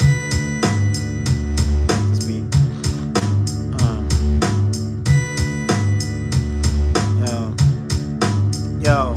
I'm the reverse spitting image of a limited gimmicks, lyrical richness. Wanna bottle this bit, save it till hip hop's apocalyptic, then sip it and tip it for your homies that ain't living. Even hypocrites rock to this and say I'm tripping. Fit in a square block into a circle spot. Your brain must work a lot to get your verbal on. Get a burger alarm for your mic on. Won't be letting bygones be bygones when I'm on. I'm more terrible than Ivan, destroying icons like your mice versus Python. From New York to Taiwan, gotcha, leaving the light on. Try on this facade, minimize your prize. Give it a home version of my show rhymes. It's go time, it's flow time. When I get on the microphone, you know there's no time out.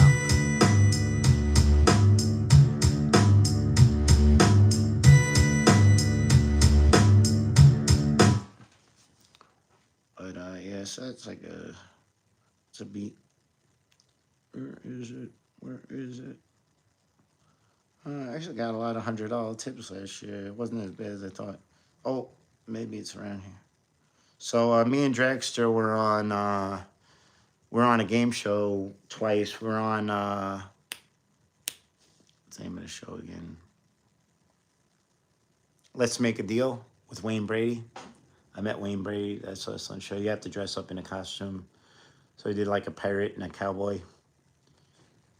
And be like the village people. That was fun. They actually sent me another email to be on the show. I didn't respond to it. It'd be nice to be on. It was fun. I had a good time, but it's just I didn't get to be on the show, but I guess I can go on again. Just I don't know. It's a lot of driving to not win anything. Oh, thank you. I appreciate that. I'm glad you like the raps. Hey, look, this is stuff that we do on the strip too. Here, check this out.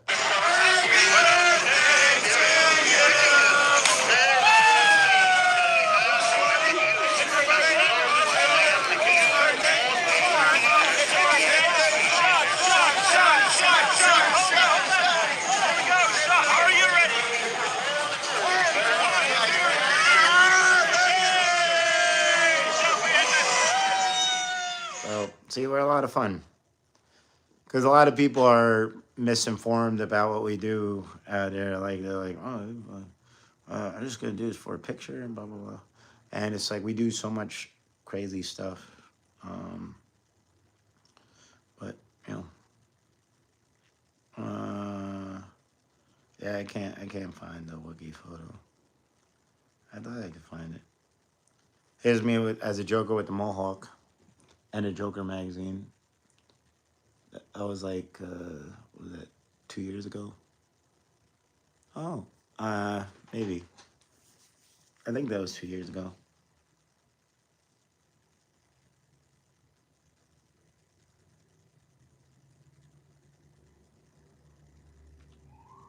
Oh yeah, so I do comedy, but sometimes I like to write like bad jokes. Like I think they're funny, but they're like kind of like bad joke funny. So the one that I was telling as the Joker was, did you know that the Burger King and Ronald McDonald are arch enemies? Like button if you thought that was funny. No viewer, what's your channel about? Oh, new viewer.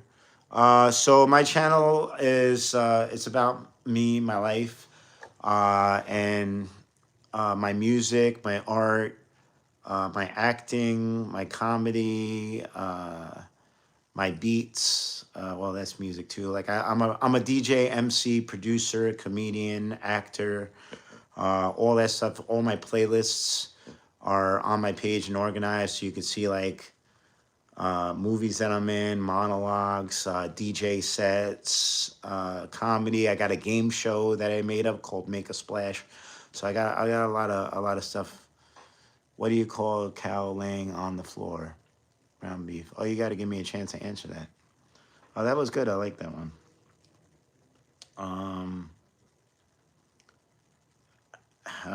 Here, let me think of some more. Oh, I got some more riddles. You guys want to hear another riddle? So I'm gonna be doing these riddles on an upcoming episode of Make a Splash. I'm gonna have Ninja Turtle on there, but these are all ones that I didn't use yet. But I'll give you guys a little preview. Uh, so let me see. Um, I shout slang, crave cheese, and fear nothing but an empty box. Who am I? Where does Batman keep his goldfish? In the bathtub. I like that. That could also be where does Mike Tyson take a bath? In the bathtub. Uh see that? Quick. That was funny. Um hopefully he's not watching. But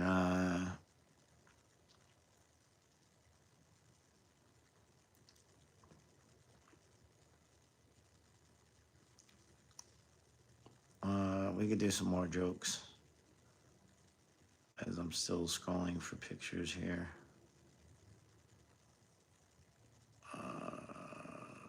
Yeah, I have no idea where.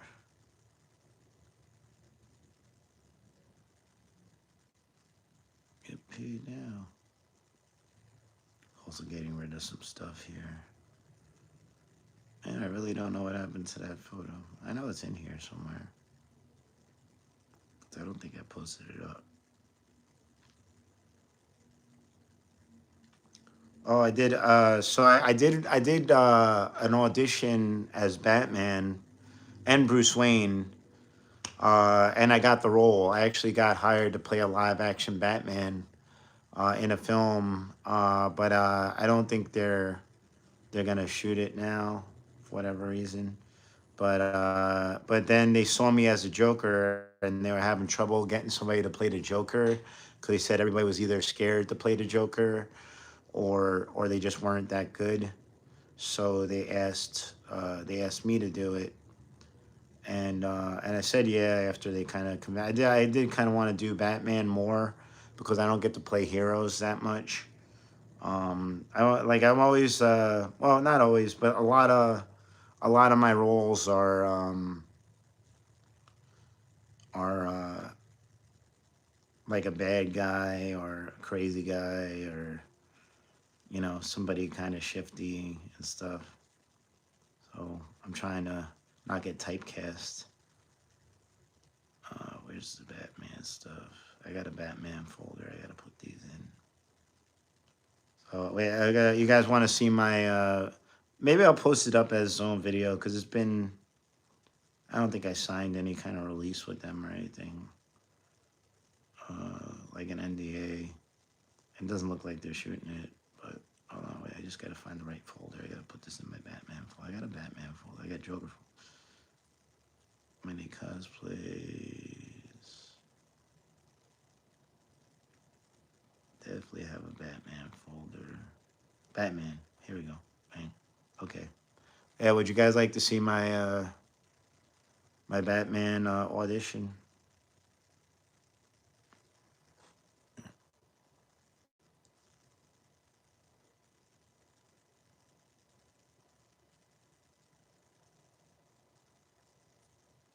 There's no sound.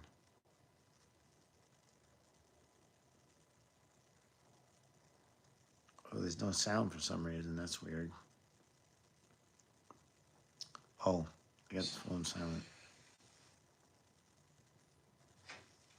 And go ahead and slate for me in 3, And this is my 2, Batman suit too. 1, action. My name is Tony Oberlin.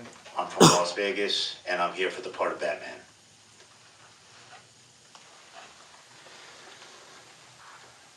There are a lot of innovative people here in Gotham City. Everyone seems to have some life-saving invention that just so happens to desperately need funding from my enterprises. Tell me, Miss Isley, are you an innovator or a crook? Well, if I were to be a crook, I'd be a pretty dumb one to tell you, Mr. Wayne. My secretary tells me you have some type of plant, a lily or something, as she calls it. Yes, it's called Lily of the Valley. Ah, yes, the lily. So this lily can cure cancer. Why come to me and not the government? They pay you billions for your findings. I'm not sure how Wayne Enterprises can assist you with your funding. The government may be willing to pay billions for Oh, my thank you. Yeah, findings, it's me. but they may also use and abuse my sweet Lily. They take it and turn it into some type of weapon of mass destruction instead of using it for its true purpose, which is to heal. And how exactly would the government turn this lily into a WMD? Because instead of using it for good and helping those in need, the powers that be would simply exploit it for profit. Have you seen the cost of healthcare? Oh, that's right. You're rich. It doesn't matter to you, but it matters to most people. Okay, I'll invest. You'll get a call from my financial advisor. Well, thank you, Mr. Wayne. That last line, I don't think I delivered good. So, and not only that, but they had me audition the same exact lines as Bruce Wayne too. So I took off the mask. So this is me at Bruce Wayne. I changed my voice In up. 3, 2, 1, action. There's a lot of innovative people here in Gotham City. Everyone seems to have some life-saving invention that just so happens to desperately need funding from Wayne Enterprises. Tell me, Miss Sisley, are you an innovator or a crook? Well, if I were to be a crook, I'd be a pretty dumb one to tell you, Mr. Wayne. My secretary tells me that you have some type of plant, a lily or something as she calls it. Yes, it's called Lily of the Valley. Ah, yes, the lily. So this lily can cure cancer. Why come to me and not the government? They pay billions for your findings. I'm not sure how Wayne Enterprises can assist you. The government may be willing to pay billions for my findings. So that's me doing so. You know, obviously I changed my voice and my posture, and my voice and posture are a little different for Batman too. I made it a little more gravelly, and I kind of did this like kind of leaning in thing, like a little. I tried to be more intimidating, like when I talk. They liked it a lot, and they hired me. They even posted it on Facebook. They're like, "Oh, we found our Batman and Bruce Wayne," but then like a month later, they asked me to do Joker, which was nice. They liked they saw me on YouTube doing Joker, so like, "Oh, can you do Joker?" I was like, "Okay," and then I just haven't heard too much about it since then. So whatever. That was a year ago too. That was literally like a year ago last week that I did that audition. But thank you. So you've tried acting before, Tropic Lush? Oh, the Devil was prior too. Yeah, I saw the first one. That was cool. Yeah, I like Anne Hathaway. She's dope. She's really cool. She's really awesome too. I've seen her in a lot of interviews, and she just, oh man, I definitely got a crush on her. And she was dope Catwoman too. I like the what's her name? Zoe Kravitz did a good job with Catwoman too. I think my favorite is probably still gonna be Michelle Pfeiffer though, because she was badass. And it was kind of like she had that really like femme fatale, but she kind of had some like a little her line like some of the lines were like kind of corny, but she like delivered them. Like Michelle Pfeiffer's really underrated. I think like she deserves more credit. I'm in Vegas. I'm from New York, but I live in Vegas. I go to LA once in a while to do films or festivals. I DJ at festivals or I act in films or TV shows and stuff like that. Where are you, chat Chakas? Chakas Luke's Mas? Cool.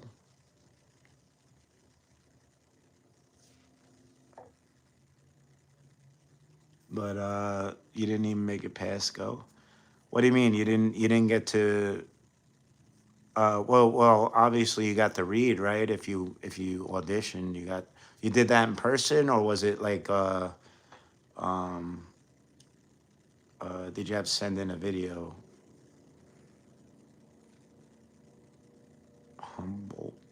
country, California. Okay. I never heard of that. That's cool. Where, what is that near? Is that near LA? Oh, okay. Oh, that's cool. Well, so that's good. So you made it. So you did a video and then they asked you to come in. That's not a bad look. Okay, Zoom. Yeah, I've done. I did a Zoom, not an audition, but a Zoom. I did a couple of Zoom readings where we were just like a rehearsal. I'm going back to New York to do an acting gig in like 2 weeks. I'm gonna finish this movie that I did a couple Christmas Eve. I actually shot a movie in New York on Christmas Eve, and I'm going back to do it again. I'm gonna hang out for a couple days too because I miss New York. Even though I don't like going there in the cold, but that's just when they're shooting. So yeah, I'm gonna be in another movie. It's called Malia's Eyes, and actually play a nice person in it. So that's cool. I appreciate that because too many people got me playing shifty characters. I was really excited to do Batman, but yeah, it's weird. But yeah, I'll be back there to shoot that movie. But I'm playing. I'm not like a church pastor, but I work like with the church, and I go around like helping people that are trying to help people get off of drugs and get their lives together and stuff like that. So I play like a nice guy, so that's cool. A little different stuff that I can put on my resume. You could definitely do a lot of voice acting roles. Oh, thank you, thank you. I've been trying. I got some of my voice work. I did a little characters and stuff. If you watch, I got a voice reel, like a voice acting playlist on my channel. But if you go on you can see some of my more or hear some more of my voice acting on my SoundCloud, switch a.k.a. Tony. I do appreciate that because I do try to. I've been doing voices since I was a little kid. I used to do tapes and stuff when I was a kid. Like if they had YouTube when I was a kid, I'd probably be famous right now. I'd probably be bigger than Justin Bieber. No joke, because I was doing crazy. I was doing music and I was making TV shows on tape in my basement and DJing. I was doing all this stuff when I was like 8, 9, 10, 12, 13 years old. And it was funny. I had mad people over my house stuff. So I do appreciate that. You do well as oh, thank you. A romantic lead, you really think so? That's cool. I appreciate that. The closest I got to that was, well, I guess twice. This one, it's on my thing, but it starts off as like a romantic lead, but it kind of takes a turn. But it's on my page called Crazy in Love. Please watch that because it got a lot of good feedback. But it's called Crazy in Love. It's on my movie films I'm in playlist on my channel, and it's by RRR Works. I'll show you. I appreciate that. I would love to do a romantic lead because I feel like that would get me into a good, in a better view and a better light. Because, like I said, like I play a lot of shifty characters. Like even, yeah, because I played a lot of like mad people lately. But yeah, this is called Crazy in Love. Crazy in Love, RRR Works. Check out their channel. You can subscribe to them too because they post a lot of good movies and all that stuff. It's all like short films. It's only like 10 minutes long. It's 10 minutes and 40 seconds. Oh, thank you. I consider myself an empath.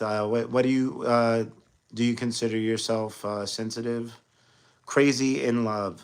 Crazy in Love, horror short on RR Work. It's on my channel too. It's in my collaborations or in the films I'm in, on my playlist, the films I'm in, or on RR Works channel. This is it. But are you empathetic? I very much consider myself an empath, and I think it's kind of a gift and a curse. I feel people like mentally and You know, that's how I read people. I think that's why I usually do good on the strip because I feel like I vibe with people, and I feed off of people in like a good way. Like mostly, like if somebody has bad vibes, I kind of stay away from them. But I feel like I'm empathetic. Um, but yeah, and then the new one that I was just talking about, Malia's Eyes. It doesn't really get. There's kind of like a flirtiness with me and this girl in the film. We're two main characters, I think, for the most part, and we do have kind of like some flirtiness going on, but nothing. I don't want to ruin it for you, but you can watch it. It's gonna come out soon. And I play a detective in another film with the same people, uh, and that's called The Stings. And I might have some romantic stuff come up in that, but I'm not 100%. But um, they let me ad lib a line. If you guys go on my Instagram, I can show you a preview. But if you go on my Instagram page, it's the only video that's pinned. It's a trailer. I could play it for you, but it'd be cool if you go on my page and watch it. But it's a trailer, and the line that I give in the trailer, I actually improved, and they put it in the trailer, which is dope. We was in this before This new movie coming out, it's me called The and Sting. La built this. Young boys with no rules, no fears. Wow, ready to be fun and petite. Gonna pop a shit out when I'm lit. Never wonder what life is like. Making this whip. Better pop you on my roster. Lucky Lucy on the way. Got a nigga, but a problem.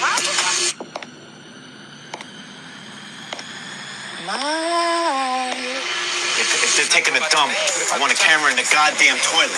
Remember 1 year? Fuck, I won't be. You won't be disloyal. Disco. Yeah, that's gonna be wild. I can't wait to see this. But yeah, that was me, like talking about having cameras in the toilets. I was going off on a rant, and then the dude I was working with, like, we both kind of went off script a little bit, and I got really like, it was funny because and even my voice is different in that too. Like I kind of like I like to change up my voice and posture and stuff when I do my, just to kind of make things a little different. But yeah, it was funny. He was like, dude, I didn't think that you were gonna get that close, like in my, like you got really in my face, and I was like, well, yeah, man, like I go hard, but because we're arguing, so I wanted to make it real. You could be empathetic, but it burned me out. I've had to drop people from my life. Oh, I did the same exact thing. Yeah. Being an empath, it's draining. Especially, I feel like it attracts narcissists too in a bad way, because they see like a good person, like, oh, and they don't realize that just because you're like, that old saying, like, kindness for weakness, like you get that a lot. Because they think like, oh, this is somebody I could take advantage of. But when you turn around and be like, yo, get the out of my face, and then like, oh my god, oh, I thought you were oh, you thought that. And that's even worse because now they're telling you to their face that they tried to take advantage of you. So I don't like that shit. But yeah, that was really impressive. Oh, thank you. Yeah, I'm really excited for that movie to come out, because that looks like really legit, right? It's gonna be. I mean, it is legit. And that's Shay, the woman that was there. That's the one that writes and directs this stuff. And she's really great to work with. I did a lot of films. A bunch of stuff that we did is in the films I'm in on my page, and we got more stuff coming out. So I'm always excited to work with her, and she's really great to work with, because she lets me really play around with the roles and stuff, and ad lib, and bring, and she listens to some of my ideas, and we trade off. She put my music. My music is in the musical insanity or musical genius one. My music is actually scored in the background of that too, so I got my beats in that, and she gives me IMBD credits for it too, so I appreciate it, because I didn't recognize. Oh, you didn't recognize me? Oh, that's cool. Thank you. That's actually a really big compliment. See, that's what I mean. That's why thank you. That means so much to me because I really try to be the character, and I really I really try to give each of my characters different. Like I don't want to keep doing the same thing. Like even if it's something that's similar, like if you watch the Crazy in Love thing, so I don't want to give away too much because it kind of got a little bit of a twist to it. So if you watch Crazy in Love, it's on RRR Works. That's RRRWORKS. Or go to the Films I'm In playlist. That's on there. But if you go to those and watch that, uh, the whole first part of that, they let me completely ad lib that. There was no writing for that scene. They just were like, "Oh, I want you to come in, just talk on the phone, and like talk about how much you like the girl that you're with and stuff." I was like, "Okay," and I don't want to give away why I did it, but I'll tell you what I did. But I'm very like shaky and nervy in it. Like I'm very yeah, like you see me kind of moving around, and I do move my hands a lot when I talk, but I'm kind of doing a little extra there, and there's a reason why, and you'll see when you watch it. And if you do watch and get it, please comment on what you think about how I did that.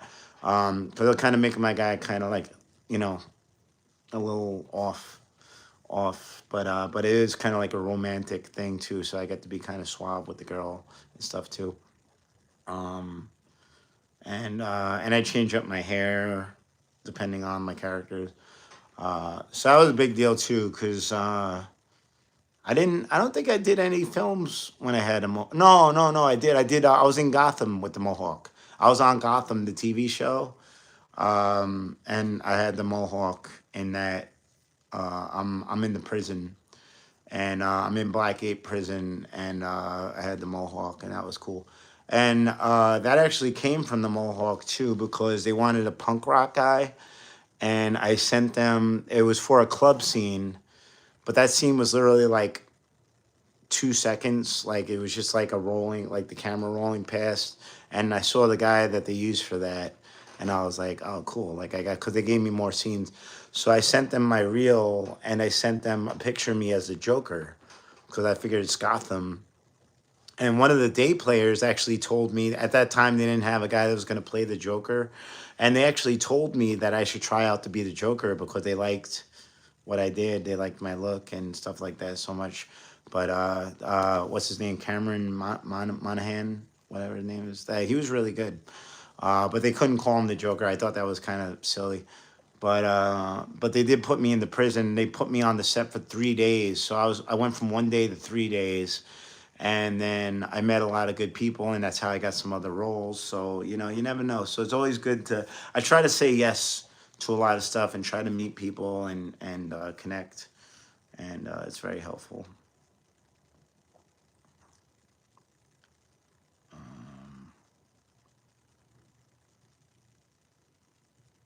But yeah, I would like to get more voice acting work because I got the studio here.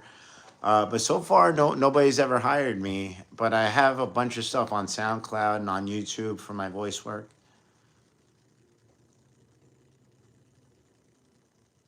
Yeah. Well, that's how I talk naturally. It's funny that you say that because everybody that I talk to since I've been out here for the last 5 years constantly tells me that they know I'm from New York.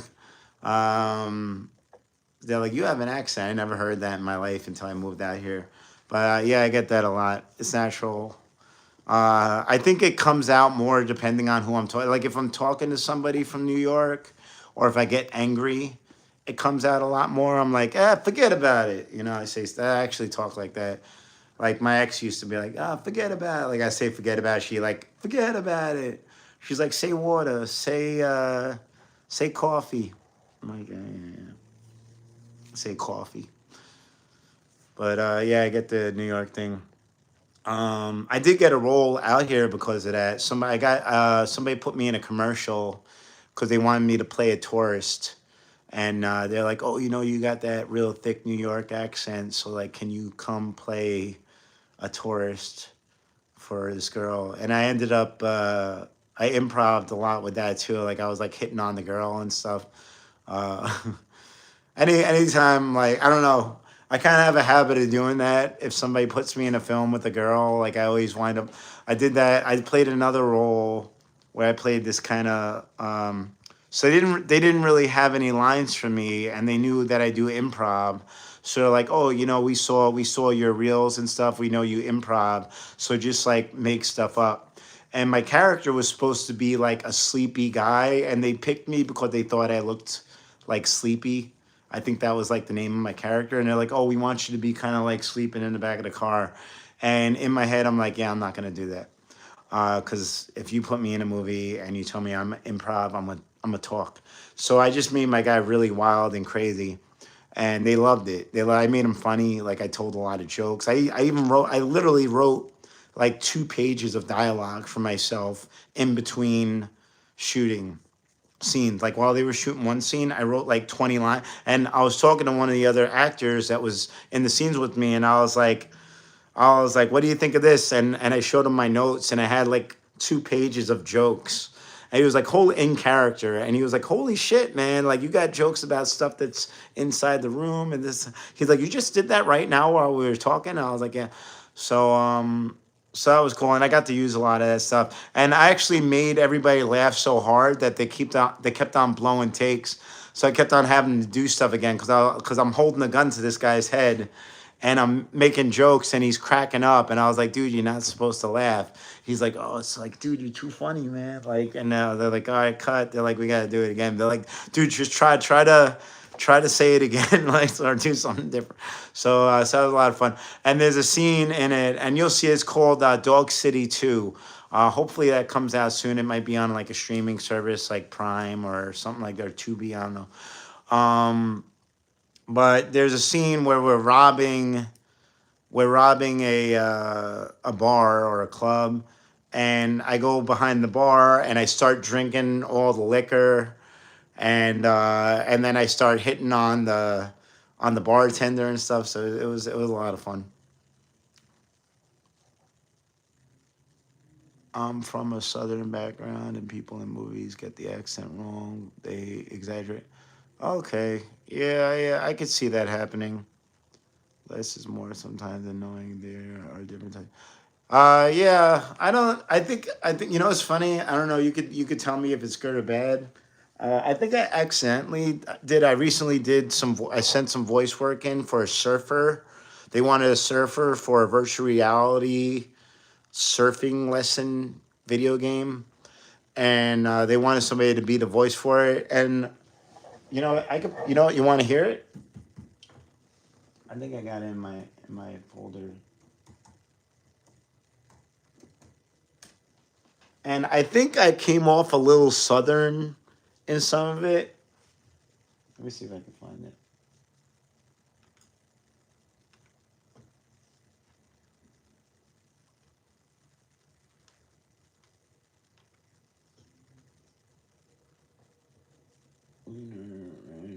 Narration. Um,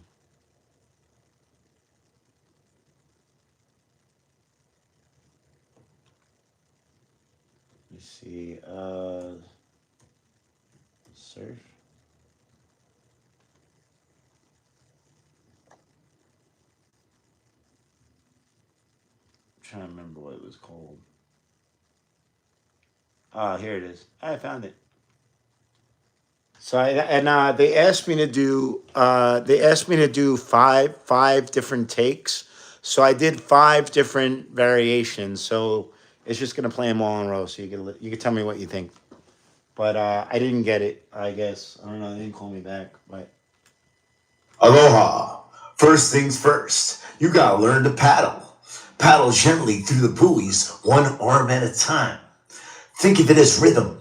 One arm should be dipping in for the stroke just as the other arm exits. Easy does it. Key to paddling is being slow and steady. Aloha! Okay, first things first, you gotta learn to paddle. Paddle gently through the buoys, one arm at a time. Think of it as rhythm. One arm should be dipping in for the stroke just as the other arm exits. Easy does it. Key to paddling is being slow and steady. Aloha. First things first, you gotta learn how to paddle. Paddle gently through the buoys, one arm at a time. Think of it as rhythm. One arm should be dipping in for the stroke, just as the other arm exits. Easy does it. The key to paddling is being slow and steady. Aloha. First things first, you gotta learn how to paddle. Paddle gently through the buoys, one arm at a time. Think of it as rhythm.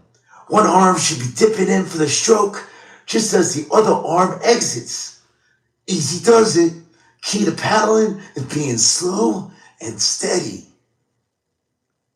Oh, yeah. So that's all. Alright, so I don't think I got it, but do Joker. I did a male version of Cruella. Oh, that's cool. Yeah, it's really funny. My friend Carter was just talking about Cruella when we went to lunch earlier, and he was comparing somebody that we know to Cruella. And it's actually, it's really funny. You guys actually mentioned both of those in this chat because he said cross between the chick from what was the movie? Devil Wears Prada and Cruella. That's really funny that you guys mentioned both of those characters. Like literally, Carter was just saying somebody that we know. I'm not gonna say who it is, but he called somebody a cross between Cruella and the Devil Wears Prada chick. So that's pretty. Glenn Close. Well, 2 and 4, especially 4. All right. Oh, thank you. Yeah. So one of those.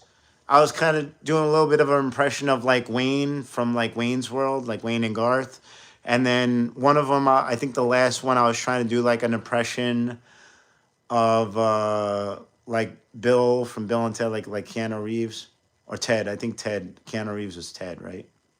Ted Theodore Logan, like Ted. Oh man, like if we can get Van Halen to play for us, it's gonna be Wild Stallions. Like I don't know.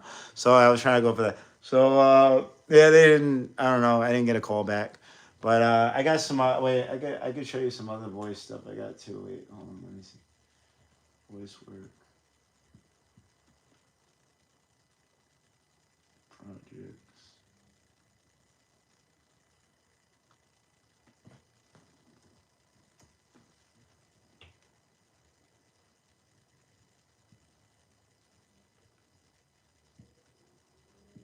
Voice work. Oh wait. It is slow. Hold on.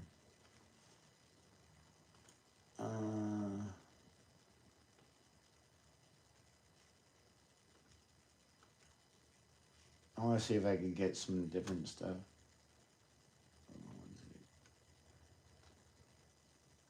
Voiceover work.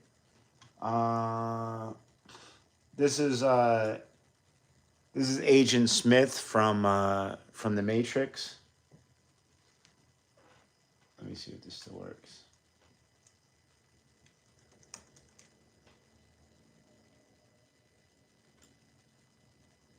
Oh.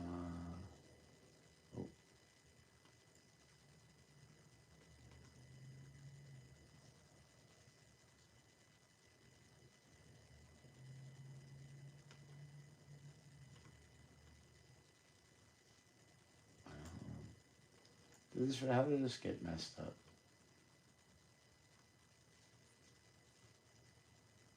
Anyway, I'll show you my Agent Smith from the Matrix. Why is it not working? Alright. I think this is it. Mr. Anderson, did you know that the first Matrix was designed to be a perfect human world? Where none suffered? Where everyone would be happy? It was a disaster. No one would accept the program. Entire crops were lost. Some believe we lack the programming language to describe your perfect world. But I believe that as a species, human beings define their reality through suffering and misery. The perfect world was a dream that your primitive cerebrum kept trying to wake up from, which is why the Matrix was redesigned to this. the peak of your civilization. But that's my Agent Smith. At least my version of it. Good guys, doll growing up. That's pretty funny. Good guys, doll growing up. I heard a tiny bit of Southern. Yeah, definitely. I had to scrap a bunch of those because I definitely felt like I sounded like a Southerner. And I was like you gotta get like it's all right. You got a paddle, boy. You got a paddle, boy. Like I don't know. I felt like that's a little Southern. It sounded a little overkill though, but I think if usually I feel like if you're gonna do voice acting, you gotta go a little bit overkill, especially if you're doing like a cartoon character or something. Because I'll show you like this is I think this one is literally me doing this was all in one take too. I did Batman, the Joker, Bane, I think all in one, and I did my own voice in one take. This is Bane. You'll watch your great city burn, Batman. Then I will give you permission to die. This is Batman. Not on my watch, Bane. I think it's a good Batman. This is the Joker. We're just trying to put a little smile on your face.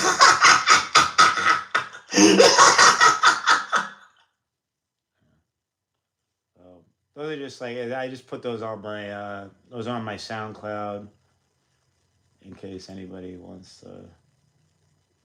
Um, let's see.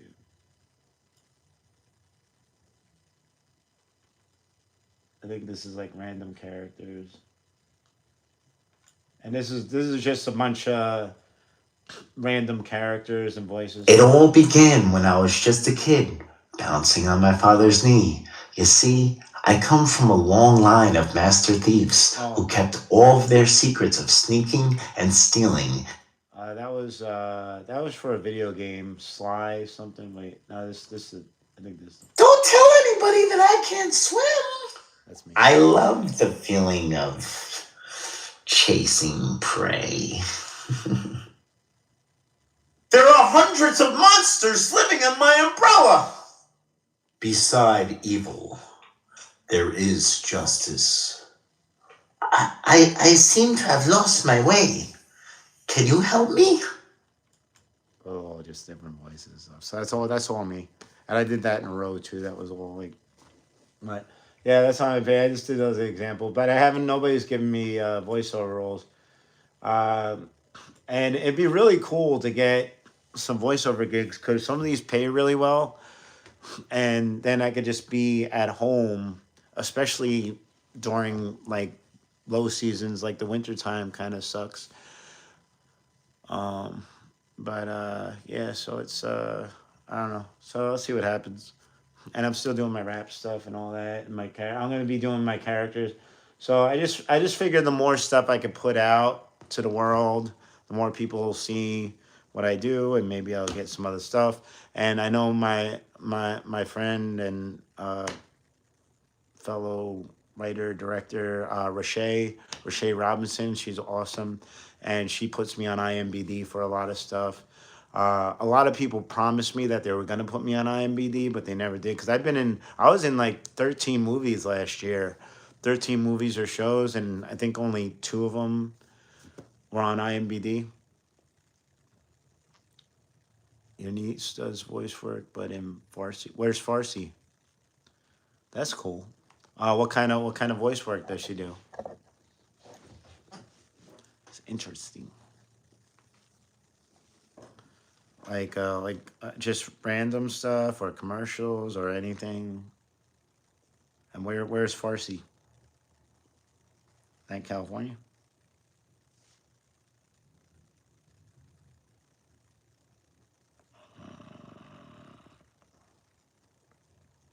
You're so cool.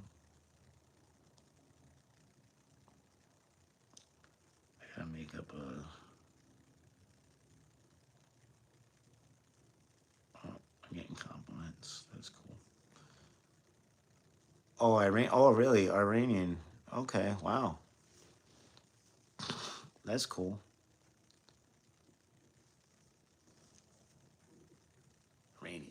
I have never been to Iran. I've only been outside the country like twice, but I would love to travel more. But Iran, that sounds cool. How's so does she do well? Is that like her main job, or is that just something that she does on the side?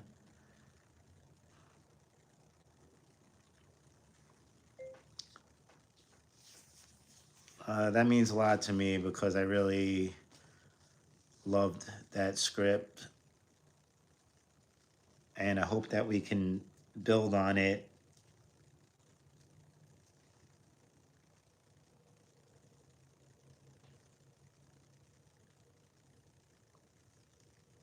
That really felt like I had room to play and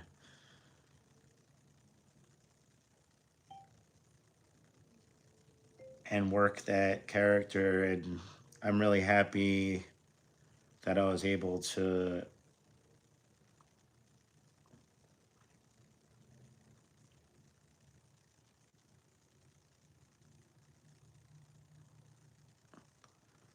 do that whole 10 minutes on my own. It was a cool challenge. I'm just right here, like I brought that's Shay. She's right. That's who I was just talking about. We're talking about the new film where it's musical insanity or musical genius. She said I told her I was getting good feedback, and she said that I love that, but you brought the character to life. So that's really cool.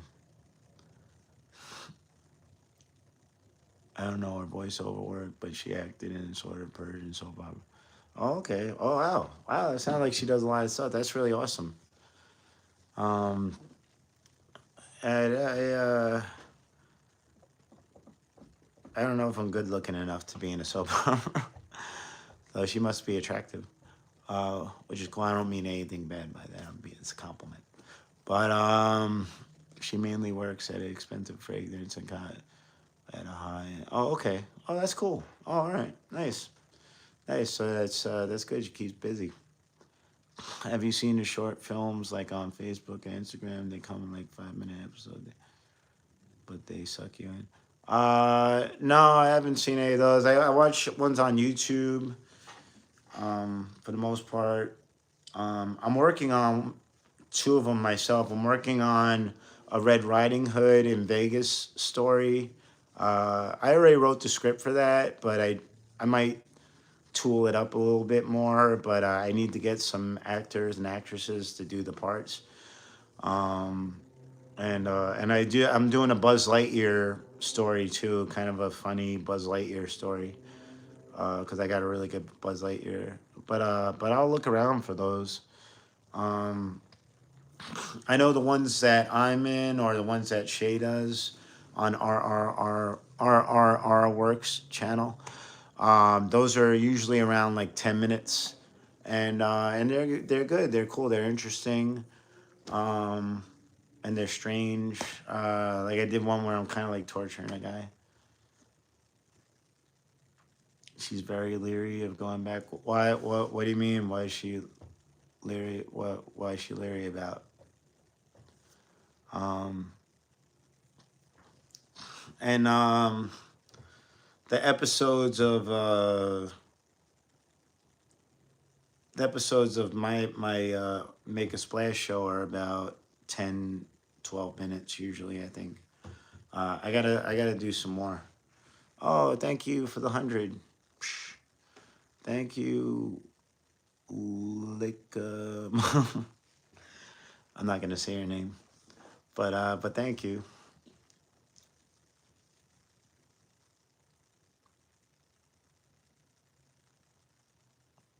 It might be the same thing. I'll check them out. I'll check out the. I don't know if they come. I haven't seen any short films on Facebook or Instagram, but I'll look for it. Um, I don't know. Most of my Facebook feed is like rappers and I don't know. other people I've worked with. I don't know, a lot of selfies. Yeah, I don't know. Nothing that crazy. Religious people frown on her line of work, and she's better Western. Oh, why? Why? They don't like her doing voice work or acting because of religion or fragrance. I don't know. How, what does any of that stuff have to do with religion? You think I could do soaps? I appreciate that. It would be cool. I wouldn't mind doing a soap opera. The closest thing that like soap opera, like my grandmother used to love soap operas. Um, but like I haven't watched like The Bold and the Beautiful or anything like that. But I would probably consider like Smallville. Like you guys ever see Smallville? I think that was kind of like a soap opera about Superman. It was good. It was good. I enjoyed Smallville. I didn't really like some of the ways that they portrayed a lot of the characters because it was very, very soap opera-y the way that they went about like the characters, like Miss Picklick. Um, he's supposed to be this little gnomey, funny, like powerful being and float around and shit.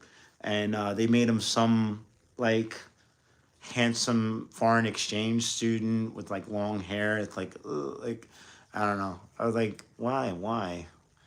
Um, yeah, like different powers.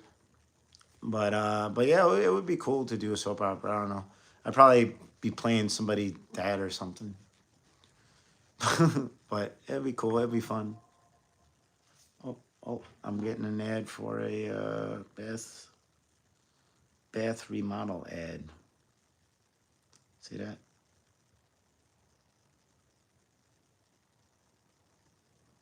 Yeah, that's okay. I understand. I'm just writing somebody back. The acting and the way she dresses, not like religious Muslim. She is very. Oh, so it's like a Muslim thing. Yeah, they could be kind of strict, right? I don't know. I would have thought like I see Muslim people on the strip that visit Vegas, and they seem pretty cool for the most part. Like they'll like a Muslim family took pictures, and they had like the you know the women had like the kind of face cover and like hey, whatever the scarf thing. And but they were super nice and they were laughing at my jokes and stuff, and they were having fun with us. So like I don't know, they seem cool to me. Vampire looking. You think I could do a vampire? That'd be cool. I would love to play a vampire. I would love to do like well, I don't know, man. I think remakes are kind of done, but I love the Lost Boys. That was dope. And those vampires were badass. I've done like vampire makeup. I don't think I've done vampire. It's really funny now that I think about it. I've made people into werewolves and vampires, but I've never. I don't think I've done. I dressed as a vampire for Halloween when I was a kid, but I didn't go crazy with the makeup. I didn't do like the brow, like kind of like Buffy the Vampire Slayer, because like, I could do. I got better as I got older with that kind of stuff. But I could do that now, but I've never done that. Maybe I'll do that one of these days. If you guys like to see that, I'll go live and do kind of like a Buffy the Vampire Slayer, because I think I have teeth still. I think I have like vampire teeth. I think that'd be cool. Fright Night was dope. Yeah, I would definitely do like a '80s style vampire movie. I'd honestly take that as a compliment. I think that'd be cool. I think I'd do a vampire. What's my favorite? Speaking of Buffy the Vampire Slayer, so not the TV show, but the movie that came out first with Christy Swanson, who I had a huge crush on for years too. But Pee Wee Herman, Paul Rubens, was in that and played a vampire, and that's like one of his best roles. Like he fucking murders that movie. It's so good. If you never seen that, watch that movie just for Paul Rubens, for Pee Wee guy that played Pee Wee Herman. He was really a great actor, man. He was really underrated. Pee Wee, yeah, I loved Pee Wee growing up. That was like he was like my favorite thing in the world. I had the doll too that you pull the string. It's like ah, ah, ah. yeah, I love that. Yeah, that was like my favorite shit. I love Pee Wee. Yeah, he passed away. Um, yeah, yeah, it cuts back. It's like an end scene. He's like, he's like kicking the wall. That was hysterical. That's literally like, I think I reposted that. I saw somebody post that and I reposted it recently. And I was like, this is the best death scene in the history of cinema. Like, it's got to be like top 10, top 5. Definitely top 5. Like, yeah, like Paul Rubens dying, just and then he like goes off screen, and then he pops back, and goes back off screen. It goes on forever. It's so funny. That's like the funniest shit ever. I love that. I love that whole scene. I'll watch that movie just for that scene. Eddie Spaghetti, what's up? Hey, I haven't seen you pop in a while. Some messages are hidden. What's hidden? Why was that hidden? I'm sorry, Tropic Clutch. For some reason, you could be the hot neighbor coming over to unclog your married neighbor's pipes, or the boss of a Oh, cool. Thank you. Why did it block that? YouTube blocked that for some reason. Thank you. Thank you. I appreciate it. I've come over to be your plumber. I was a carpenter too, so actually that would actually fit me because I was a carpenter for a long time. You want to hear something funny too? I used to make fun of. So I worked for Lowe's for a while. I was a subcontractor for Lowe's. So if you ever seen those commercials for Lowe's hardware, when they send somebody to your house, I was the guy. I was the guy that would install your windows and your doors and whatever. I did that for like 3 years, 4 years, something like that. And I used to make fun of the commercials and the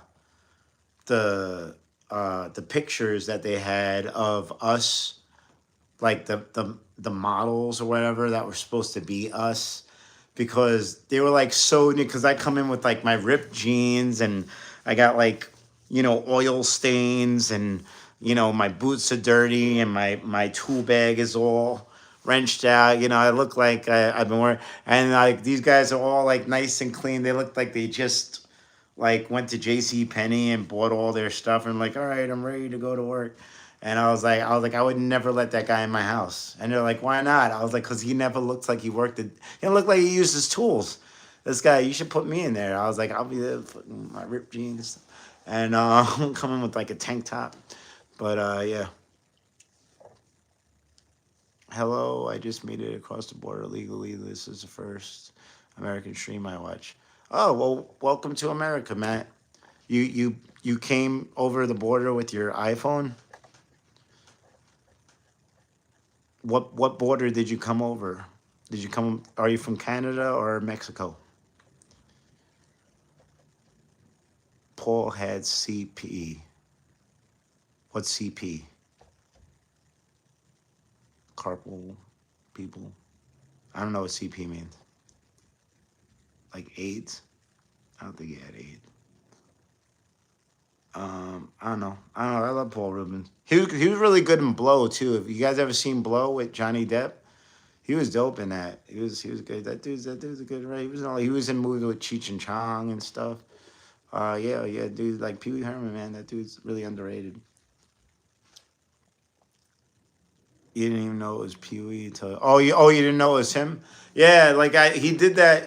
From what I hear, he kind of did that on purpose, because that was like around the time where he got caught like, touching himself in a dirty movie. I don't know. He was watching a dirty movie. I mean, I wouldn't do that, but whatever. It wasn't like he was like, beaten off in a Cinderella showing at like 3 o'clock in the afternoon. But whatever. I'm not here to judge. But yeah, Pee Wee got a raw deal. But I heard that he purposely made his character look like his mugshot. If you look at his mugshot and then you look at that character from that movie, wait, maybe I can find it. Let me see if I can search that. Wait, I'm gonna see if I could search that real quick. We'll have some fun. Weird shit that I do on my live feed. Pee Wee Herman mugshot and vampire from Buffy. Let's see. Oh shit. Oh damn, that came up right. Pee Wee Herman mugshot and vampire from Buffy. Let's see, that comes up. Images. Alright, well, alright, so there's him as the vampire. Wait, why did it go to that? There's him as the vampire. He's got the goatee and the long hair. It definitely doesn't. That, you know, I wouldn't probably know offhand that that was Pee Wee Herman, but that's what I mean. That's oh yeah, here's the scene. This is the scene where he died. I love that. I'm gonna play it. That's so funny. So here's the mugshot. Yeah, so here's the mugshot. So see, he got the long hair and the go. So from what I hear, he purposely, they don't have like a side by side. I'm gonna make a side by side and post that up. They show him normal. They show him normal next. That's what I'm saying. Like, you wouldn't think those the same dude. That's what I'm saying. Yeah, it looks just like he. I saw he was in an interview and he said that he did that on purpose. Yeah, that's really funny. Yeah, he's but yeah, no, like that was the major part. Like my childhood was like Pee Wee Herman, Ghostbusters, GI Joe, Transformers, Ninja Turtles, hip hop music, like, you know, Boogie Down Productions and Rakim and what else? Punky Brewster. Yeah, that was my childhood, man. Pee Wee's Big Adventure. Yeah, yeah. I actually just showed that to my buddy Dragster. We watched that. You know, you want to hear something really funny? I'll tell you. So I love movies. I'm a big cinephile. You know, that's why I got into acting, because I just really love movies so much. And I love when people haven't seen a movie that I really like a lot, because then I get to watch, because I'll try to get them to watch it with me. So it kind of feels like you're watching it again for the first time, because you get to kind of see them react to it. And I just just love that. I love watching movies with people, and just, you know, especially I just love sharing moments with people, you know. And it means like a lot. I'm gonna get like teary-eyed. No, I really just love movies so much. And I showed my buddy Dragster, really laughed, but I showed my ex that I had the house with. I had a house with her, and she lived out here with me. She worked with me, and I showed her a lot of movies. I was really good at picking movies that I knew people would like. So I wouldn't just watch, like, I wouldn't be selfish about it. I wouldn't be like, oh, I'm going to make you watch this movie. I would literally pick out movies like I know, because I'm an empath. I was like, I know you're going to like this movie, and I'm always right.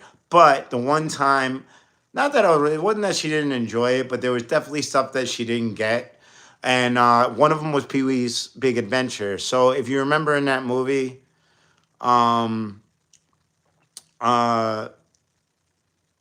he's eating the cereal, and he makes that whole breakfast, and he puts like the mouth on the pancakes, and he's making yeah, hey, how are you doing today? Doing the breakfast thing. And then he pours the Mr. T cereal into the gigantic bowl, and he eats like 1 teaspoon of it or whatever. My girl was watching it at the time, my ex, and she was like, he's just gonna leave that there? He's not gonna eat that? I was like, oh my God. I just kind of felt like detached from her at that moment. That was a decline in our relationship, because she didn't get it. It was like, it's supposed to be like, it's funny because he's wasting, like, he's ridiculous. That's why it's funny. Like having, like I used to hate having to explain jokes to people. If I had to explain a joke to somebody, usually it's a female too. I'm sorry. But if I had to explain jokes to somebody, I feel like we're not gonna get along. You ever get with somebody like that? Oh yeah, Elvira. Yeah, Elvira. I love Elvira too. Yeah, she's awesome. She used to host all the horror shows and stuff. Yeah, I'm 45. You're 45 too? Yeah, 1980, man. What movie have you watched the most, or a movie you can quote every single line? Probably. I actually just watched it again recently. The Last Boy Scout with Bruce Willis and Damon Wayans. Like I had to stop myself. I just watched that with my buddy Carter, and he loved it. See, I'm good. And I was like, "You gotta see this movie." But I can quote the hell out of that movie with Furry Tom, where like the daughter hands her dad, Bruce Willis, um, this puppet, this cat puppet or whatever. I think it's a cat. And he starts talking with it. And he's like, "Why did Milo cross the road?" And then they're like, "Oh, why? Because his stick was stuck in a chicken." I use that joke all the time on the strip. Um, True Romance, definitely. I did a whole monologue from True Romance. That's in my monologue. I have a monologue playlist on my channel here. And I did the whole monologue towards the end of the movie that Christian Slater did in True Romance. I love that movie. The Sicilian scene. I'm Sicilian. The Sicilian scene with Dennis Hopper and Christopher Walken. I love Grandma's Boy. Grandma's Boy is amazingly funny. It's like one of the funniest movies in the history of the world. So good. Goonies, Monster Squad, Scary German Guy, Monster Squad. That's another one of my favorites. I can quote a lot of lines like Wolfman's got nards. I didn't know Wolfman had nards. Wolfman doesn't have nards. He kicks him in the nuts. Wolfman has nards.